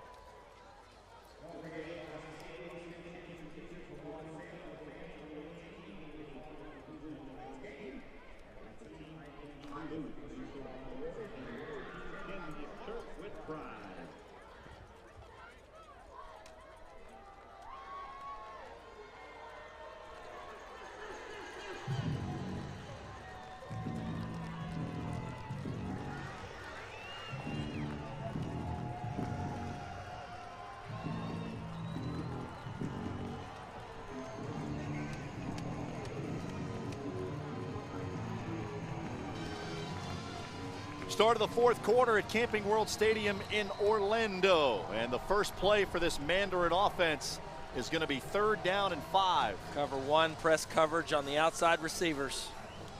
Beck with a play fake against the blitz. Lofts it downfield. Mitchell makes a sliding catch at the 30. Just said it about 5 minutes ago. If you want to come up and press, it's Chris Mitchell time, and he runs Hugo. Little hitch and go action, gets the corner to stick his nose up into the play and sneak a peek into the backfield at 5 yards, and number 3 just takes it right up the Columbus sideline and makes an outstanding catch. That was not an easy reception that he had to go make. 2 big 3rd down plays on this drive. 1 by Jennings, 1 by Mitchell. And 2 accurate throws by Beck, who's approaching 300 yards.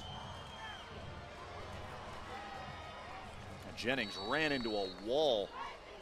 It has been tough sledding for him inside tonight, but that is what Coach Bobby Ramsey expected in this game. He told us there's going to be times when we need him to just put his head down and get a couple of tough yards to keep us on schedule.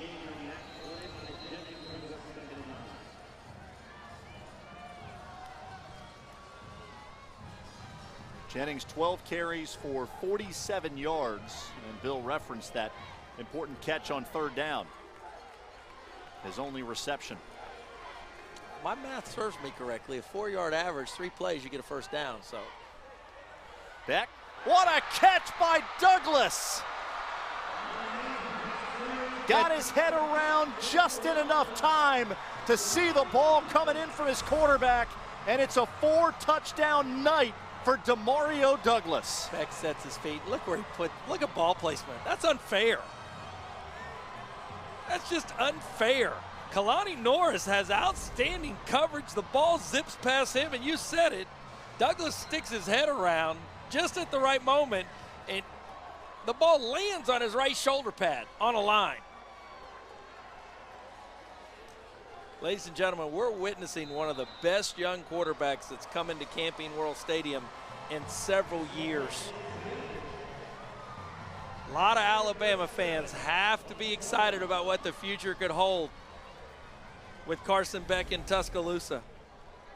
His decision making, he sees it, it's a rollout, which is difficult. He has to set his feet down, get them under him, and then just the ball placement on the shoulder. Zipping it right past a corner that's in good coverage. Look how tight that spiral is. That's where the baseball player comes in, his arm strength. Duval County, one of the best quarterbacks they had when it came to arm strength was Patrick Sapp, who would later go on from Jacksonville Reigns. He would later go on and play at Clemson, where they shifted him to a linebacker. Had a great career that started out with the 49ers as a linebacker. He could throw the out route on a line like no other in Duval County. Carson Beck is the first young man since Patrick Sapp that I've seen with that same type of arm talent. We're going to get a look at the best junior quarterbacks right now in the state, and that's an impressive list.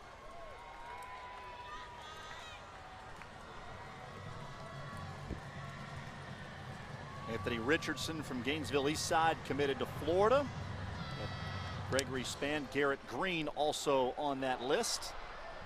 It's a 16-point lead for Mandarin. Parrish trying to make something happen on a kickoff return.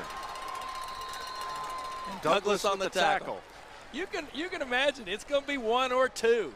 The Cousins are going to be involved in every play for the remainder of this game, if they can, if it's possible. Just look at this. He can set you up in the open field as well. So elusive. And I just love it. He's competing. He's looking to run through tackles. He's laying his heart out on the field for his team. Thing that last score did, putting the Mustangs up 16, is that has forced the Explorers out of their base offense. 10:40 remaining. They cannot continue to run it in chunks of 4 and 5 yards. The game is in their quarterback's hands at this point.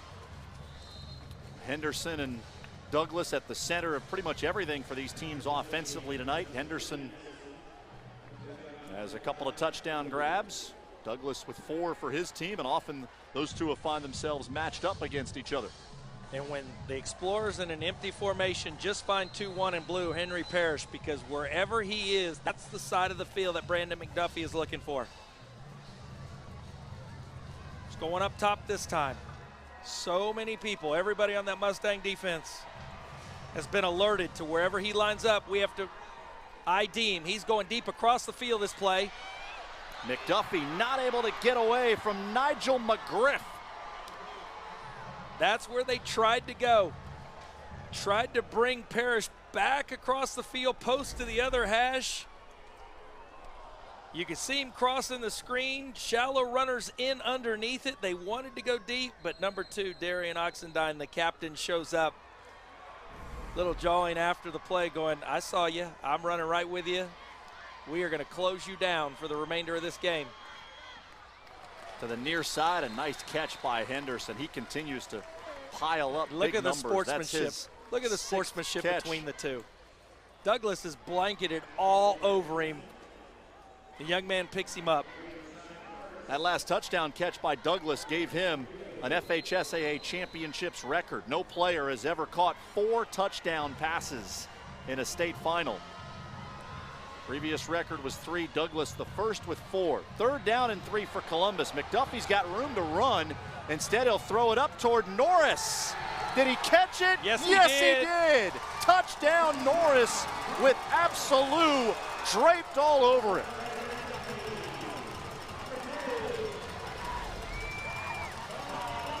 He was looking for Gary Cooper. Cooper did not come open until late, so he scrambles to his left, continues to keep his eyes.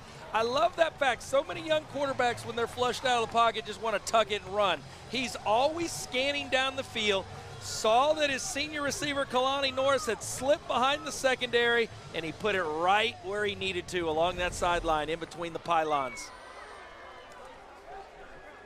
2 of Norris's 3 catches have gone for touchdowns, and absolutely Columbus will go for 2 to try to make it a 1-possession game, but they couldn't get the right personnel on the field. The problem was Gary Cooper limped off the field and went over and sat down on the bench. He's involved in every set that they run. But you can see here, look at his eyes. He never once looked to tuck that football. He was always scanning down the field. And Norris slips right in behind Kaz Absolute.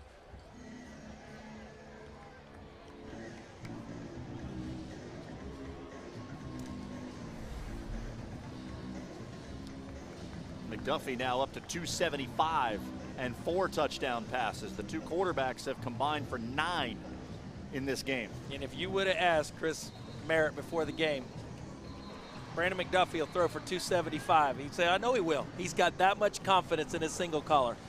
This offense is predicated on establishing the run first, but he has extreme faith in the ability of number 5 in blue. And you can bet he's loving every minute of this contest and Brandon's performance tonight. Critical 2-point conversion here. Can they get it in the end zone and get this game to a 1-score possession? Look for play action. They're going to use Parrish as a decoy. Norris shifting across the Jenkins formation. is limping as he goes across the formation. They just get it off. Parrish going to try to run for it. Made a spin just shy of the goal line and was able to take it in. My apologies, Columbus High School faithful. Why use him as a decoy when he can do that? We saw it on the kick return. He wants the ball right now, and that's the first time Travis Moss has not made a play when he's appeared on a tackle. So the 16-point deficit is cut in half. 8-point game, 37-29 with 9:23 remaining. You had a 30-point third quarter the other night between Lakeland and St. Thomas Aquinas. I'd love to see that here in the fourth quarter of the final game of the 2018 season, and so would that fan base. Halfway there.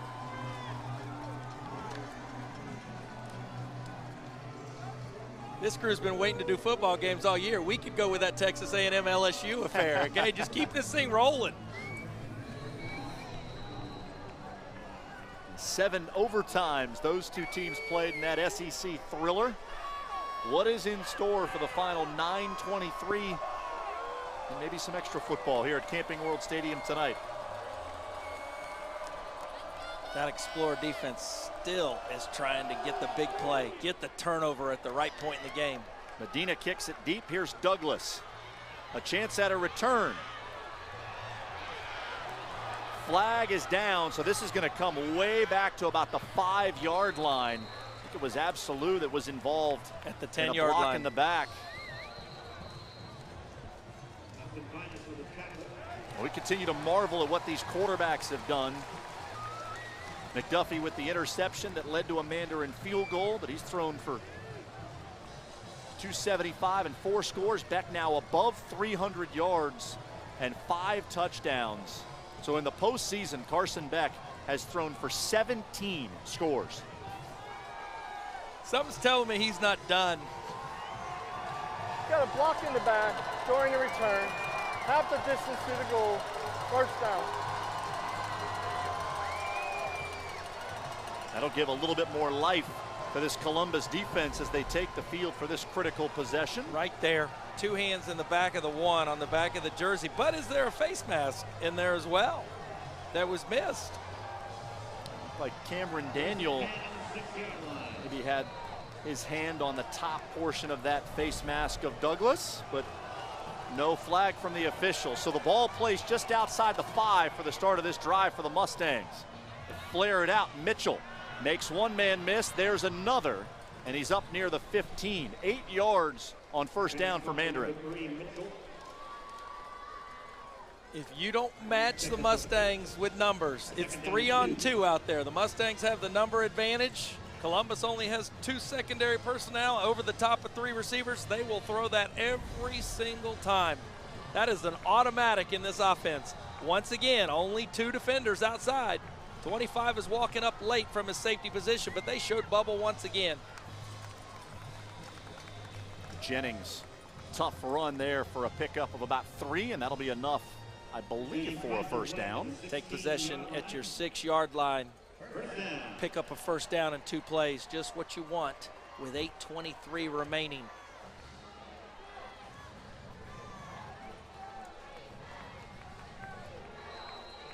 Most of the night it's been scoring for this Mandarin offense. Right now it's about possessing the ball and running some time off that clock.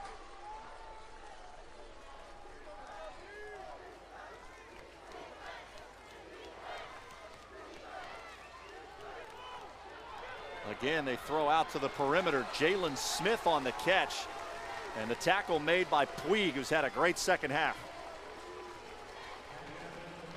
Key for me, as the clock continues to wind, is will Carson Beck stay within himself and within this offense?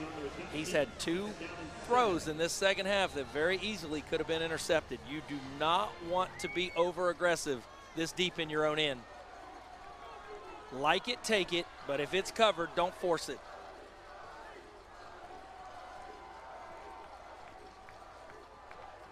Somebody along that Explorer front for Columbus High School has to make a play. Jennings forced wide, has to cut it back and picks up a great block Jennings still on his feet and finally pushed out of bounds, but there is a flag behind the line of scrimmage, and it is going to be a helmet-to-helmet contact by a Mandarin offensive player. It may have been James Allenson, the tight end, who helped spring Jennings on that run. A couple of great efforts on that last play. It started out with Elias Morales just destroying the play side gap where the run was intended to go. But Jennings has vision as well. Cuts it back out the backside. I got a personal foul, blind side block on the offense. Half the distance to the goal line, replay, second down. Fairly new high school rule. This is put in an effort to try to minimize the number of concussions that take place, major injuries, and you see Allenson, the tight end, going right to the head and shoulders area of Ken Moore Jr., who was not looking at that run. So it moves the ball back to the 8. That makes it second down and 18.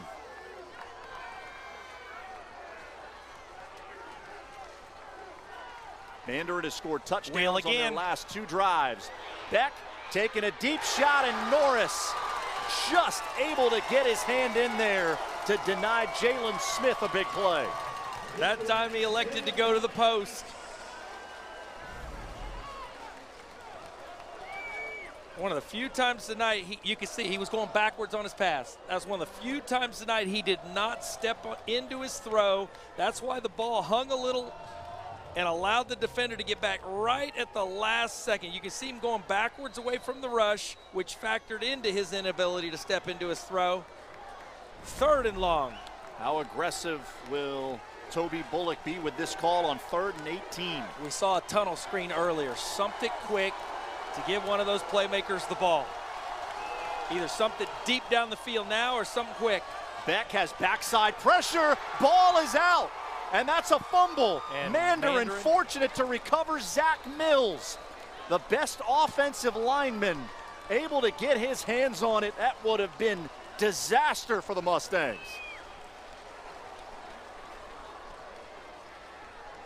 Get a low angle shot here. And it is the correct call. That ball is not going forward. 91, Dylan Perez called his name several times this evening. Max VR had that ball in his hands. Oxendine gets it away quickly. A fair catch is made. Here's Douglas wide open running free, but Beck just didn't have enough time to cut it loose. And that play by Zach Mills could turn out to be huge in this game. He's one of their best up front. Mandatory Strength of break. the offensive line, an FACA All-Star game participant coming up here.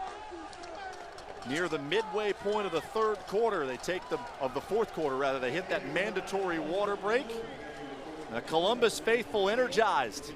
Touchdown, a 2-point conversion on their last drive. Bobby Ramsey trying to make sure his defense is fully engaged as these teams are in pursuit of their first ever state championship. Mandarin on this stage for the first time. Columbus here for the 4th time. And the first since 2014. Good sign as Gary Cooper's back out on the field running. No noticeable limp at all to that ankle that he hobbled off with earlier.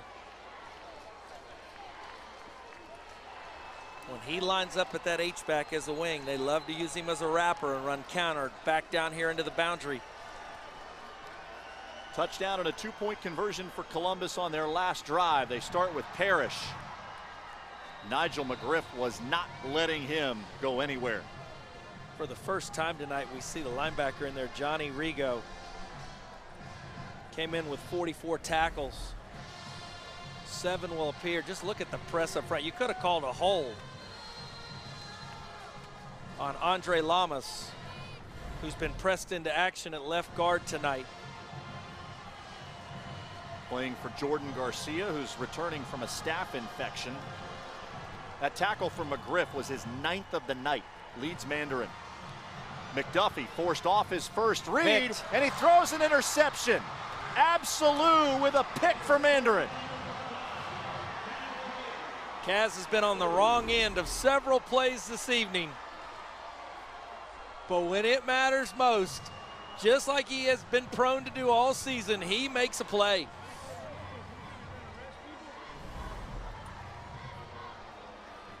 McDuffie thought he had the deeper curl route. But what you want to do when you're the corner and you see an underneath route, an arrow to the sideline, you want to zone point it. Mandarin plays a lot of zone. You can see it. He does not jump a route. He just sits in between the two receivers, and when he sees the pass, he just reacts back inside. His man was on the sideline, which was Xavier Henderson. But when he read McDuffie's eyes down the field, he drifted back underneath the deeper route. Just what you want to do as a corner. Jennings forges ahead for 3. There's no doubt in my mind, Toby Bullock on the far sideline as the offensive coordinator, he told his big offensive line, this is where we need our 6-minute drive. Columbus will not take possession of this ball because we're going to drive it down the field and line up in victory formation, and it's on your shoulders. 7 picks for Absolu. You saw him wearing that turnover chain. 25 interceptions this year for this Mandarin defense.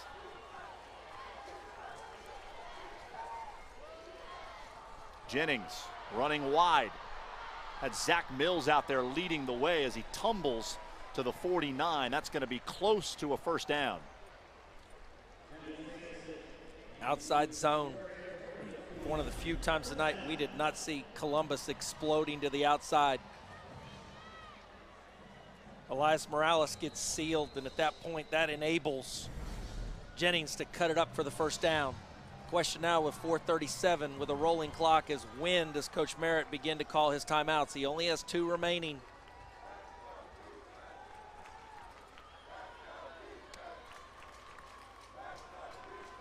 Beck allows that play clock to get under 5 before he snaps it. And Jennings, they are feeding here on this drive. And he put the ball on the ground, and it's recovered by Columbus. It was Demetrius Ford that was stripping at the football. VR recovers it for the Explorers.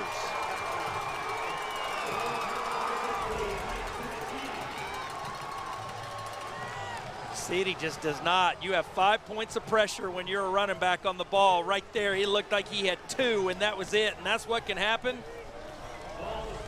We haven't identified him tonight because we didn't know what number, but it is Demetrius Ford, the backup tailback and starting defensive back. This defense has created turnovers all season, and I've been waiting. When was it going to happen? Well, it did happen at the right time with 4:14. Things were starting to look bleak, but not any longer. Here's your wrapper play at the counter.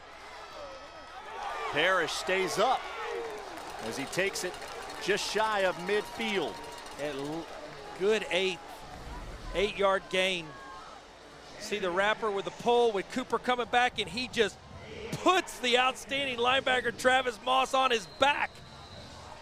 1 second he's lined up in the slot going down the field vertically. The next second, how many slot receivers are taking a 200-pound Mike linebacker and stuffing him?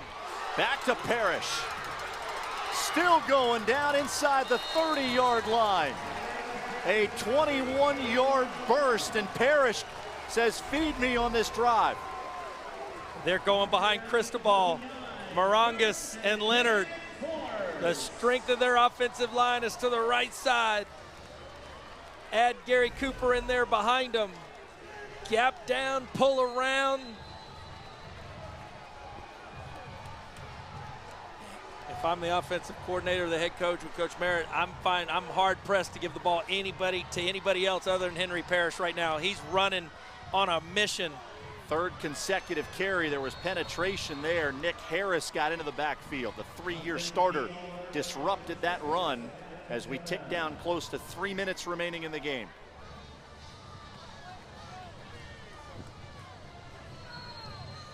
Play call was in quick that time. McDuffie already had it as the whistle blew to start the play clock.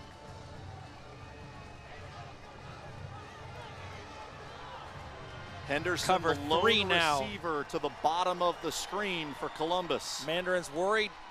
They go to the tight end, Cooper. Powering his He's way a yard down short. to the 20. Mandarin's worried about the run game, so to get the extra safety up into the box, they've shifted out of their quarters coverage or in cover 3. There are seams down the hashes in this coverage.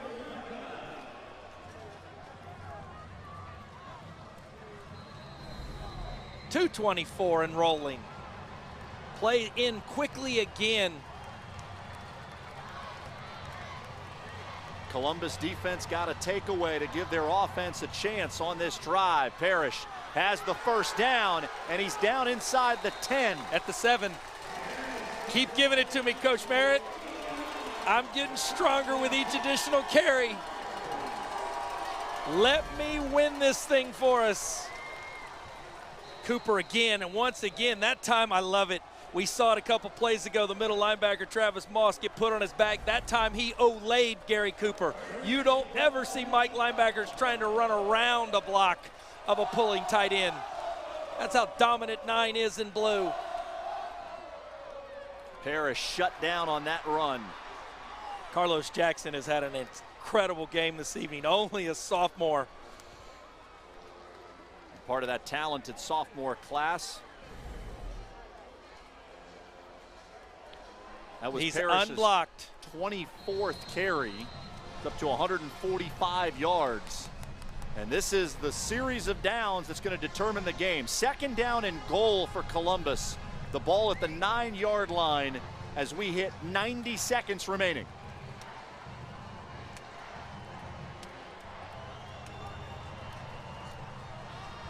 McDuffie. High arcing pass. It's Henderson, his 3rd touchdown grab, and Columbus will have a chance to tie it up.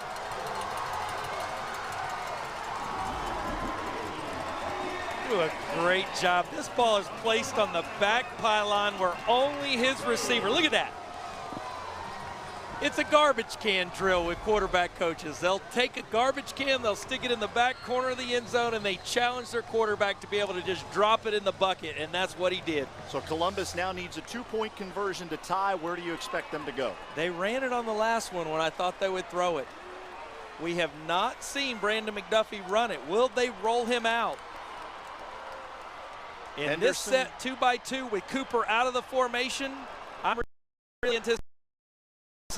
Anderson one-on-one with Absolu. It's an speed option, which has not worked tonight. Parrish, and Jolly is right there to wrap him up. They've tried that 3 times tonight, and I guarantee they don't have a single yard. That play has been blown up every time they've tried it. Look at the touchdown pass, though, once again.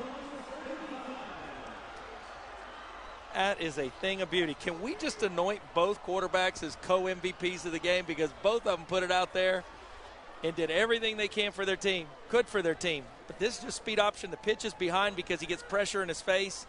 Like I said, they've run that 3 times, and I don't think they have a single yard tonight on that play. It's one of their favorite plays, but Mandarin has scouted it and eliminated it from the offense. You've talked about Cooper punishing opposing defenders. That time, Jolly beat him and was able to get into the backfield to disrupt that play. So Mandarin leading by 2, and Columbus will set up for an onside kick.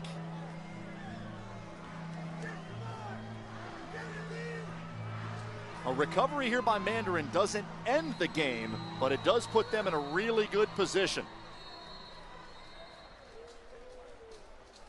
Coach Ramsey wants to talk about it along the far sideline. He wants to make sure his best Timeout. hands team is out on the field, and they know what they're doing. That's our first one. Lucas Medina is the kickoff man for Columbus. You try to coach everything that the opponent does during the week. You get an extra day of practice. The problem is you're playing such a high-level opponent, you usually don't on film see them onside kick. So you don't know what they're going to do until they line up in it. Coach Ramsey wanted to get a sense of how they were going to attack this. Then he called his group over to explain what was about to happen and how they would respond once the ball's kicked.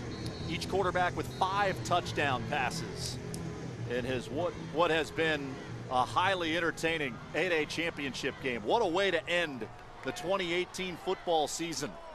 I was sitting in LaGuardia Airport this morning, and I told you the best game was saved for last. It has exceeded all expectations. It's everything I thought it would be. Well, here comes the kick from Medina. That's a nice kick. Gets the high bounce, and it's recovered by the Mustangs. Devon Lewis, sophomore wide receiver, sure-handed with that onside kick. He's the next in line, and you can see why. That was stroked at the perfect pace. That's the way you want to kick it. You got the bounce, the hard bounce, right at the right time, rolled over, and just look at him stick that right paw up there and snare it one-handed. I know another 13 who plays for the New York Giants that could take a lesson from how aggressive he was in going after that onside kick. Well, I can tell you after spending the last 4 days in New York, the Giants are looking for a quarterback. Maybe it's one of these two, because they're not impressed with what's running out on the field right now. So Columbus has to get a stop. There's a tackle for loss by Griffin. And quickly, Chris Merritt burns the timeout with 1:11 to go. So if you start playing this forward, the best case scenario is that Columbus would get the ball back with about 20 seconds to go.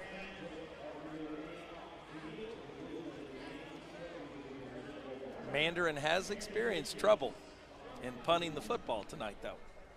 Could that still factor into this ball game? Jennings has to be sure-handed. Fumbled on the last Mandarin drive to allow Columbus to have a shot at the comeback. One timeout remaining for the Explorers. You figure Mandarin will keep it on the ground here with these next couple snaps. You've said it several times tonight. One of these teams is going to come out and claim their first ever state title. Well, to both teams and both fan bases, both teams have deserved it. Beck throwing. It's Chris Mitchell that makes the catch. He's tackled just shy of the first down, about a yard behind it. And with 1:01 to go, Columbus calls their final timeout. How about the confidence in Bobby Ramsey to let Beck throw it? The 39-year-old head coach from Abilene, Texas says, you know what, I'm not playing to lose this game. I'm playing to win it, and I'm going to put the ball in my best kid's hands and let him do what he's done all season long, attack. That is confidence in your kids. Not the conventional call. Definitely not in the playbook, but going for the win, because he knew if he can get a first down, he knows, I get a first down here, this ball game's over, and we're lining up in the victory formation. Back up to 329 yards passing and 5 touchdowns. And the Mustangs are 1 yard away from their first ever state championship. Surprised Columbus is not in zero coverage. They have to commit all out. Quarterback sneak again. And Beck is going to have the first down. A guy that has done so much for this team with his arm just won them a state championship with his legs. And look at the far sideline. Duval County chants across the field. 2 this year, correct? Jacksonville Reigns earlier this week with a victory over Cocoa High School. Up until this moment, Reigns was the only other public school from Duval County to win a state championship. The only school, public school from Duval County. And they've got company. The Mandarin Mustangs. They were the number 3 seed in their region. Won 2 playoff games on the road against higher seeded opponents. And they knock off undefeated Columbus. And the celebration is underway for the Mandarin Mustangs. You tell me high school football is a dying sport looking at these pictures.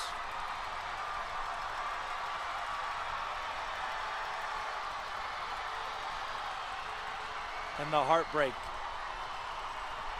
of Columbus. 2 excellent teams that gave us their best in this final contest. What a ball game.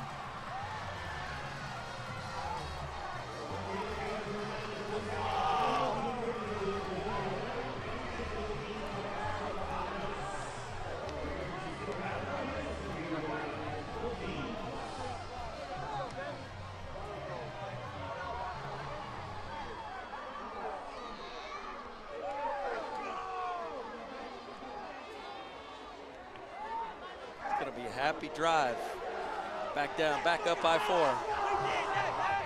Heading for I-95.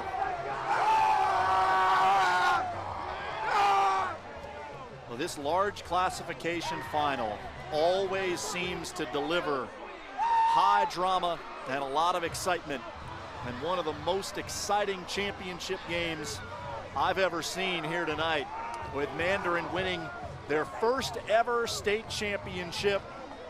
Darian Oxendine soaking in the moment.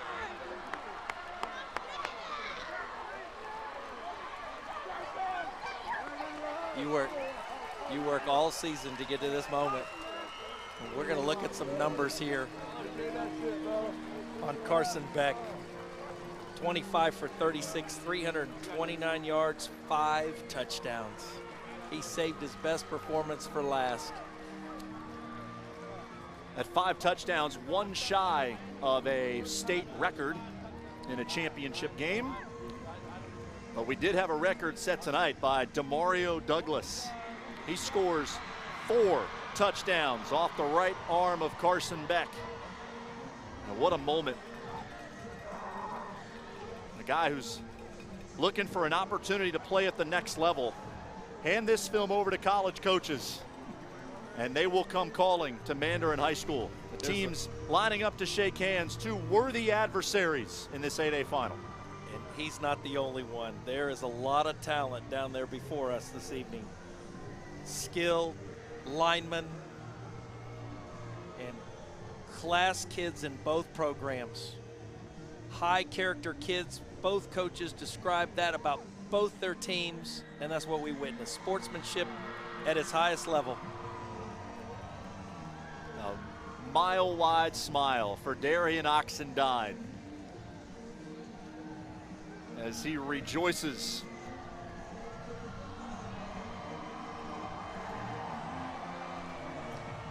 A lot of big plays in the second half of this 8A championship game.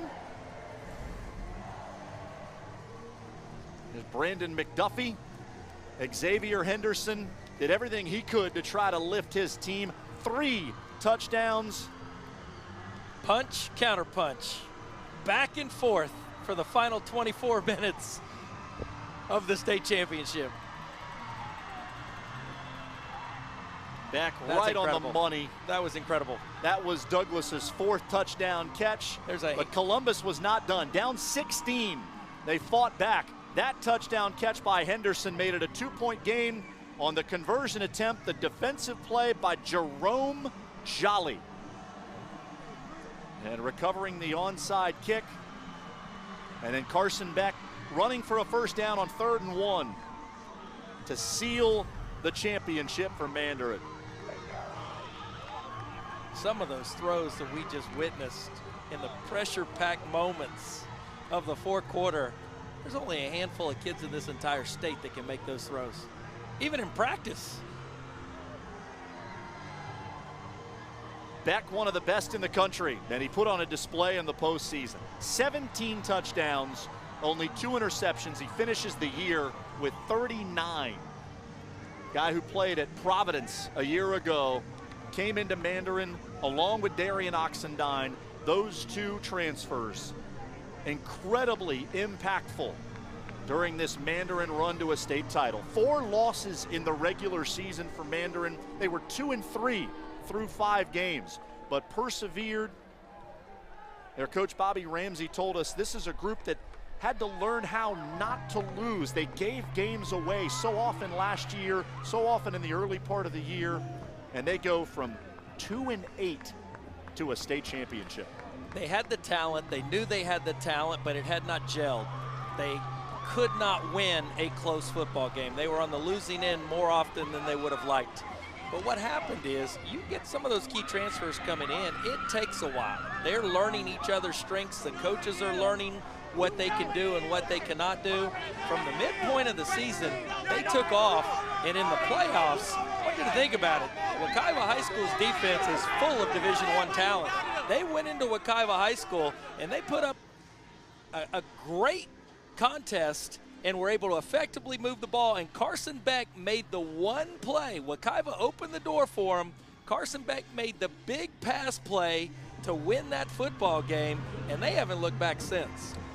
Think about the combination of units that helped get them to this point. Everyone talks about the offense, but this defense shut out DeLand in the first round, limited a high-scoring Winter Park team to 8, had 4 takeaways in that win against Wekiva 19-7, and then here tonight, 3 takeaways against Columbus that helped lead to the win. The only hiccup in the playoffs was last week. Sarasota Riverview High School, the Rams, they have an outstanding running back, and he got loose a little, but they were, even though he was able to move the ball and Riverview was able to score some points, they were never really in that ball game because the Mandarin offense, such quick strike capability.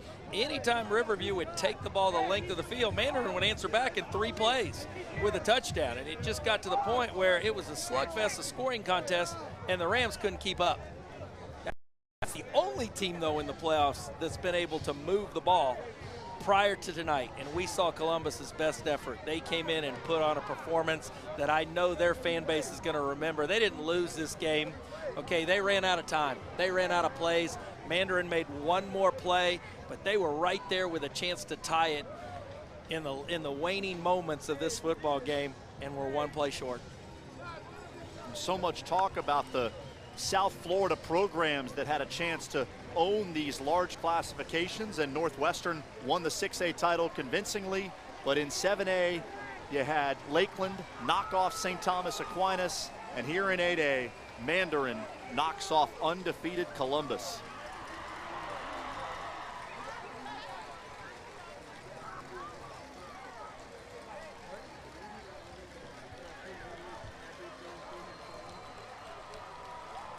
And I love the Columbus's coaches down there. Their team, they are heartbroken at this moment, and you spend so many hours with your kids. And the coaches down there love those players like they're their own sons, and they're consoling each and every one of them. And that's what matters most. Under that man's direction in this program, that brotherhood that I alluded to earlier, there is a more important aspect in this program than winning a state championship, and that's making men that are great men in life. Where's going? What news? Presenting the team trophies on behalf of the Florida High School Athletic Association are the president of the FHSA Board of Directors, Mr. Andy Childs, and Yvette McKinney. And they are being joined by the head coach of the Columbus Explorers, Mr. Chris Merritz. At this time, we'd like to recognize the 2018 Class 8A state runners-up. Ladies and gentlemen, put your hands together for the Columbus Explorers. Coach Merritt will allow and his their captains to come are up. joining them on the Not podium. the trophy that those players wanted to go home with, but they can hold their heads high with the effort. And you see they're holding that number 30 jersey. That belongs to Ari Artiaga on July 29th. He was killed in a single car crash. The helmets that Columbus wears have the Ari sticker on them. They have played for him this entire season. A tragedy that took place before this team started preseason camp. It galvanized this group, brought them together, made them passionate. And Columbus finishes 14-1. D. Ford wore that jersey with pride tonight. He said earlier in the year, no matter what happens, we always know Ari has our back. He's watching from above, and we love him to death. Be the light was his motto, something the Columbus players will carry with them for the rest of their lives. A game effort from the Explorers, and now the attention shifts to the opposing sideline. And the Mandarin Mustangs about ready to assume that state championship trophy with Coach Bobby Ramsey, along with FHSA Executive Director George Tommen.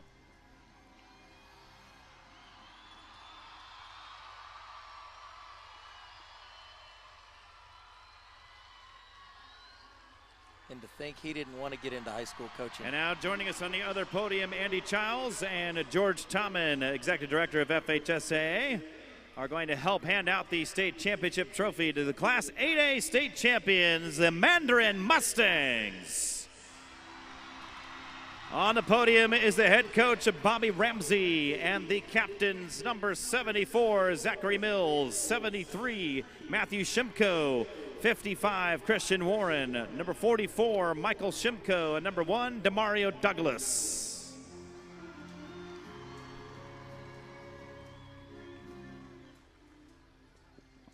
Bobby Ramsey hoisting that championship trophy high into the air.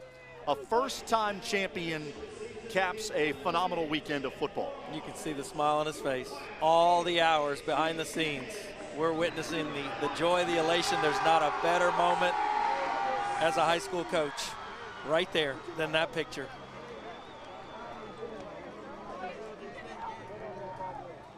Mandarin High School, the 8A state champion. They win the largest class in Florida, finishing the year 11-4. The quarterbacks in tonight's game, Carson Beck and Brandon McDuffie, combined for 10 touchdown passes. They put on a show for us. 37-35 is the final score. That wraps up the 2018 FHSA football championships here at Camping World Stadium. A huge thanks to our entire hard-working crew that put in long hours today, long hours yesterday to try to bring you these championship games. So exciting for us to once again be a part of this outstanding event. We love being here. Hopefully we're here for many years to come. Well, for Bill Daniel and our entire Spectrum Networks crew, led by production manager Adam Westrich and our executive producer Chris McCulley, Austin Lyon saying so long from Camping World Stadium in Orlando. The Mandarin Mustangs are the Class 8A state football champions.